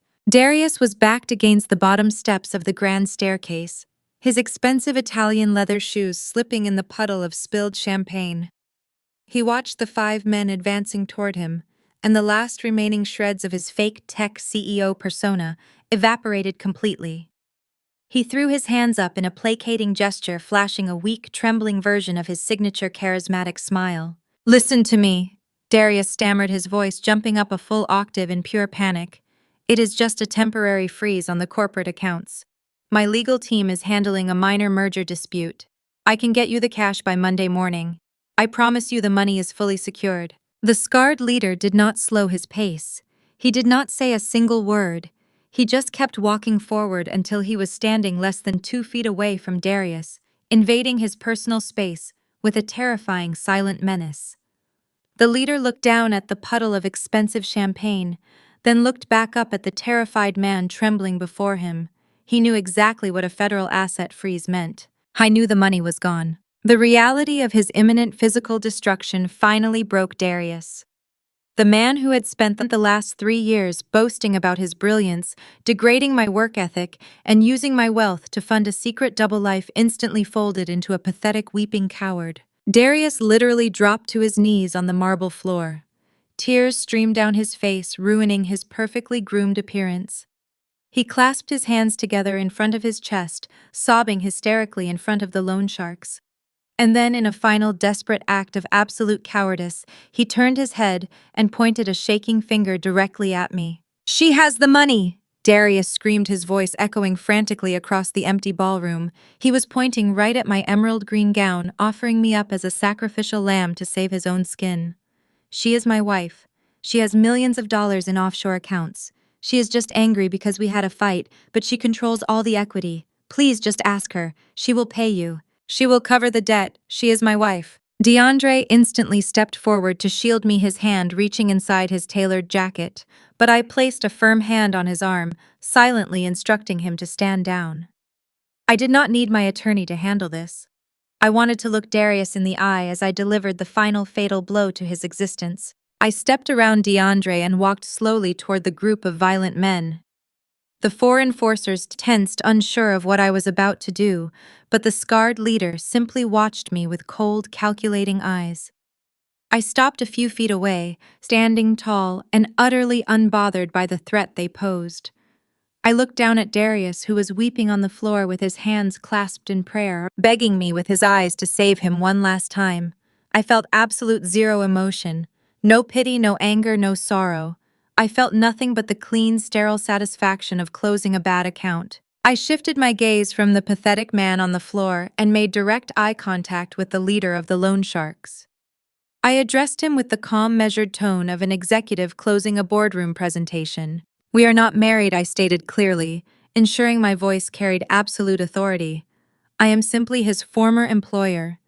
He has been officially terminated for severe corporate embezzlement, and every single asset attached to his name is currently frozen by federal authorities. He has absolutely no access to my capital, and I hold zero liability for his personal street debts." I paused, letting my eyes sweep over the 5 men towering over my former fiancé. "He is all yours," I concluded. The scarred leader stared at me for a long moment, processing the cold finality of my words. He recognized the truth when he heard it. He gave me a slow, respectful nod of understanding, acknowledging that my boundary was absolute and impenetrable. He turned his attention back to the weeping man on the floor. The leader snapped his fingers. 2 of the massive enforcers immediately lunged forward. They grabbed Darius by the lapels of his ruined, custom-tailored suit jacket. With a single brutal heave, they yanked him forcefully off the marble floor. Darius's feet dangled in the air as they slammed him roughly against the polished wooden banister of the grand staircase. Darius let out a blood-curdling scream of pure, unadulterated terror. He thrashed and kicked, but the men held him in a vice grip, completely immobilizing him. Realizing that I had truly abandoned him to his fate, Darius whipped his head around, desperately scanning the fringes of the ballroom for anyone who could save him. His eyes locked onto the catering exit near the far side of the room. Standing frozen in the shadows, watching the violent scene unfold, were his mother Brenda and his sister Latoya. Mom Darius shrieked, his voice tearing at his throat. "Toya, please, help me. Call the bank. Co-sign the loan for them. Tell them we have the house. Do not let them take me. Mom, please save me." I was screaming for the very women who had enabled his toxic behavior his entire life. He was begging the mother who had gladly spent my stolen money to fund her country club lifestyle. He was crying out for the sister who had happily accepted my tuition checks while gossiping behind my back. They had worshipped him as their golden child, their savior, and their ticket to high society. Brenda stood clutching her federal subpoena to her chest. She looked at the violent, tattooed men holding her son against the stairs. She looked at the raw terror in Darius's eyes. And then she looked at the reality of her own impending bankruptcy and federal fraud charges. Latoya stared at the brother who had just permanently destroyed her marriage and bankrupted her husband's logistics fleet. They did not run forward to protect him. They did not scream for the men to stop. Brenda took a slow, deliberate step backward into the shadows of the catering hallway. Latoya grabbed her mother's arm, her face pale with pure self-preservation. They turned their backs on the golden child, shoved the heavy metal exit doors open, and sprinted out into the humid night air. They physically abandoned him, fleeing the mansion to save their own skin, leaving Darius completely isolated to face the violent consequences of his own fraudulent actions. Mom Darius wailed, watching the doors swing shut behind them. The sheer agony of their abandonment finally broke whatever was left of his spirit. He slumped in the grip of the enforcers, sobbing uncontrollably. I did not stay to watch the violence that inevitably followed. It was entirely beneath me. I turned my back on the pathetic scene, smoothing down the front of my emerald green gown. I signaled to DeAndre and my security team, and we began walking with purposeful, synchronized strides toward the main entrance of the grand ballroom. Behind me, I could hear the heavy, sickening thud of the first physical blow landing, followed immediately by the sound of tearing fabric and Darius crying out in pain. I did not flinch. I did not look back. I simply kept walking, leaving the burning wreckage of his fake empire in my rearview mirror. The heavy mahogany front doors of the mansion were pulled open for me by my security detail. We stepped out onto the wide stone portico. The oppressive, humid heat of the Atlanta summer night washed over me, but it felt incredibly refreshing. I descended the sweeping front steps with absolute grace, my heels clicking sharply against the pavement. Idling perfectly at the base of the driveway was my custom black Maybach, its sleek exterior gleaming under the outdoor security lights. My private driver, dressed in a sharp uniform, immediately stepped forward and opened the heavy rear door for me, bowing his head respectfully as I approached. Just as I reached out to slide into the luxurious leather interior of the vehicle, my phone chimed loudly from inside my clutch. It was the distinctive high-priority notification tone I had set specifically for my executive inbox. I paused, standing by the open door of the Maybach, and pulled the phone out. The screen illuminated the darkness. It was an urgent, priority email from the senior partners at the commercial real estate brokerage firm. I tapped the screen and read the bold subject line. Confirmation of closing. The $15 million commercial real estate acquisition I had signed in the boardroom just days ago had officially cleared all final escrow hurdles. The deed was formally recorded with the city. The massive downtown complex was now officially, legally, and entirely mine. I looked up from the glowing screen, taking in the beautiful Atlanta skyline, visible in the distance over the tall trees of Sandy Springs. I had spent 3 years carrying dead weight funding a man who tried to shrink my ambition to fit his massive insecurities.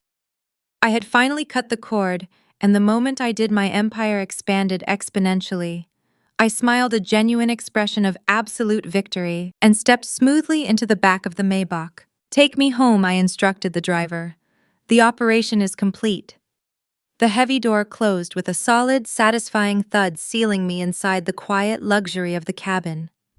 As the Maybach pulled smoothly away from the curb and glided down the long, winding driveway of the rented mansion, the faint, distant sounds of Darius's desperate consequences faded entirely into the night, leaving me with nothing but the beautiful, uninterrupted silence of my own absolute freedom. That silence was the blank canvas on which I painted the next chapter of my life.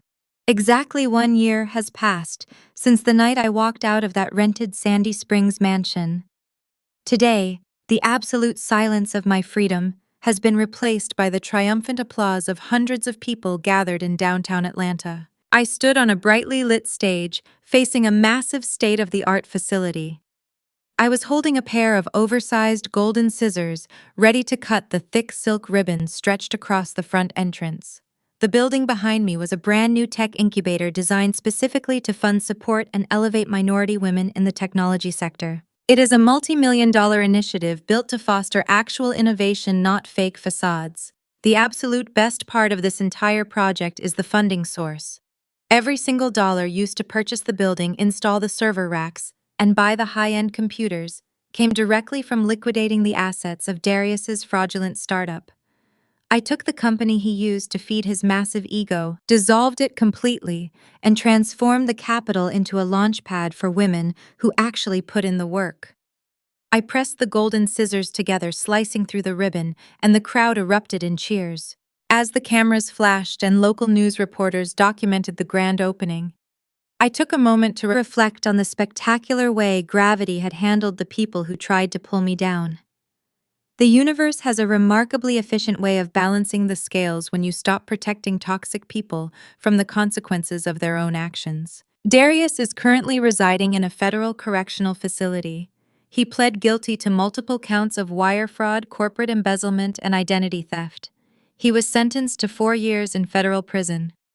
There are no tailored Italian suits or luxury sports cars where he is. He traded his fake billionaire lifestyle for a standard-issue jumpsuit. The arrogant man who demanded I let him go without making a scene made the evening news in handcuffs. His mother, Brenda, faced a similarly brutal reality check. The federal subpoena was not a bluff. Facing heavy criminal charges for receiving stolen corporate funds, she was forced to liquidate every single asset she had to pay the restitution and cover her massive legal fees. She lost her sprawling suburban home and was officially expelled from her elite country club. Today, Brenda lives in a cramped, outdated one-bedroom apartment on the outskirts of the city. The wealthy church friends she fought so desperately to impress completely shunned her. When she walks into the sanctuary on Sunday mornings, the women in the auxiliary committee turn their backs and refuse to acknowledge her presence. She worshipped social status above her own integrity, and now she lives in complete social isolation. LaToya's spectacular downfall was equally devastating. Malik stayed true to his word. The moment he walked out of my office, he filed for divorce. He presented the court with undeniable evidence of her financial deception and complicity in Darius's embezzlement scheme. The judge granted Malik primary custody of their children, recognizing that LaToya's priorities were dangerously compromised. Without my tuition checks and luxury car leases, LaToya was forced to enter the workforce with zero actual skills. The woman who used to mock my work ethic while carrying a $5,000 handbag is now working 2 minimum-wage retail jobs just to afford her basic rent. She spends her days folding clothes for customers who live the lifestyle she permanently lost through her own sheer greed. As for Chantel, the rude awakening in my office was enough to send her packing. Once she realized the diamond on her finger was stolen and the billionaire baby she thought she was carrying was tied to a broke felon, the glamorous illusion vanished. She immediately moved back to her small hometown in Alabama. Her social media influencer dreams dried up completely. The last I heard from my network, she is working as a cashier at a local grocery store far away from the VIP sections and luxury high-rises of Atlanta. While they were busy surviving the wreckage they created, I was busy thriving. My real estate portfolio has doubled in value over the last 12 months. My commercial acquisitions have reshaped entire blocks of the city. But my success is not just financial. I finally learned how to let the right people into my life. I am currently dating a high-powered corporate litigator. He is brilliant, driven, and most importantly, he is an equal. He does not need my money to feel like a man, and he respects my intellect instead of feeling threatened by it. We build each other up, sharing strategy and celebrating victories without a single ounce of toxic competition or insecurity. Looking back at the entire ordeal, the most profound lesson I learned was not about revenge. It was about the absolute necessity of ruthless boundaries and unbreakable self-worth. People will treat you exactly the way you allow them to treat you.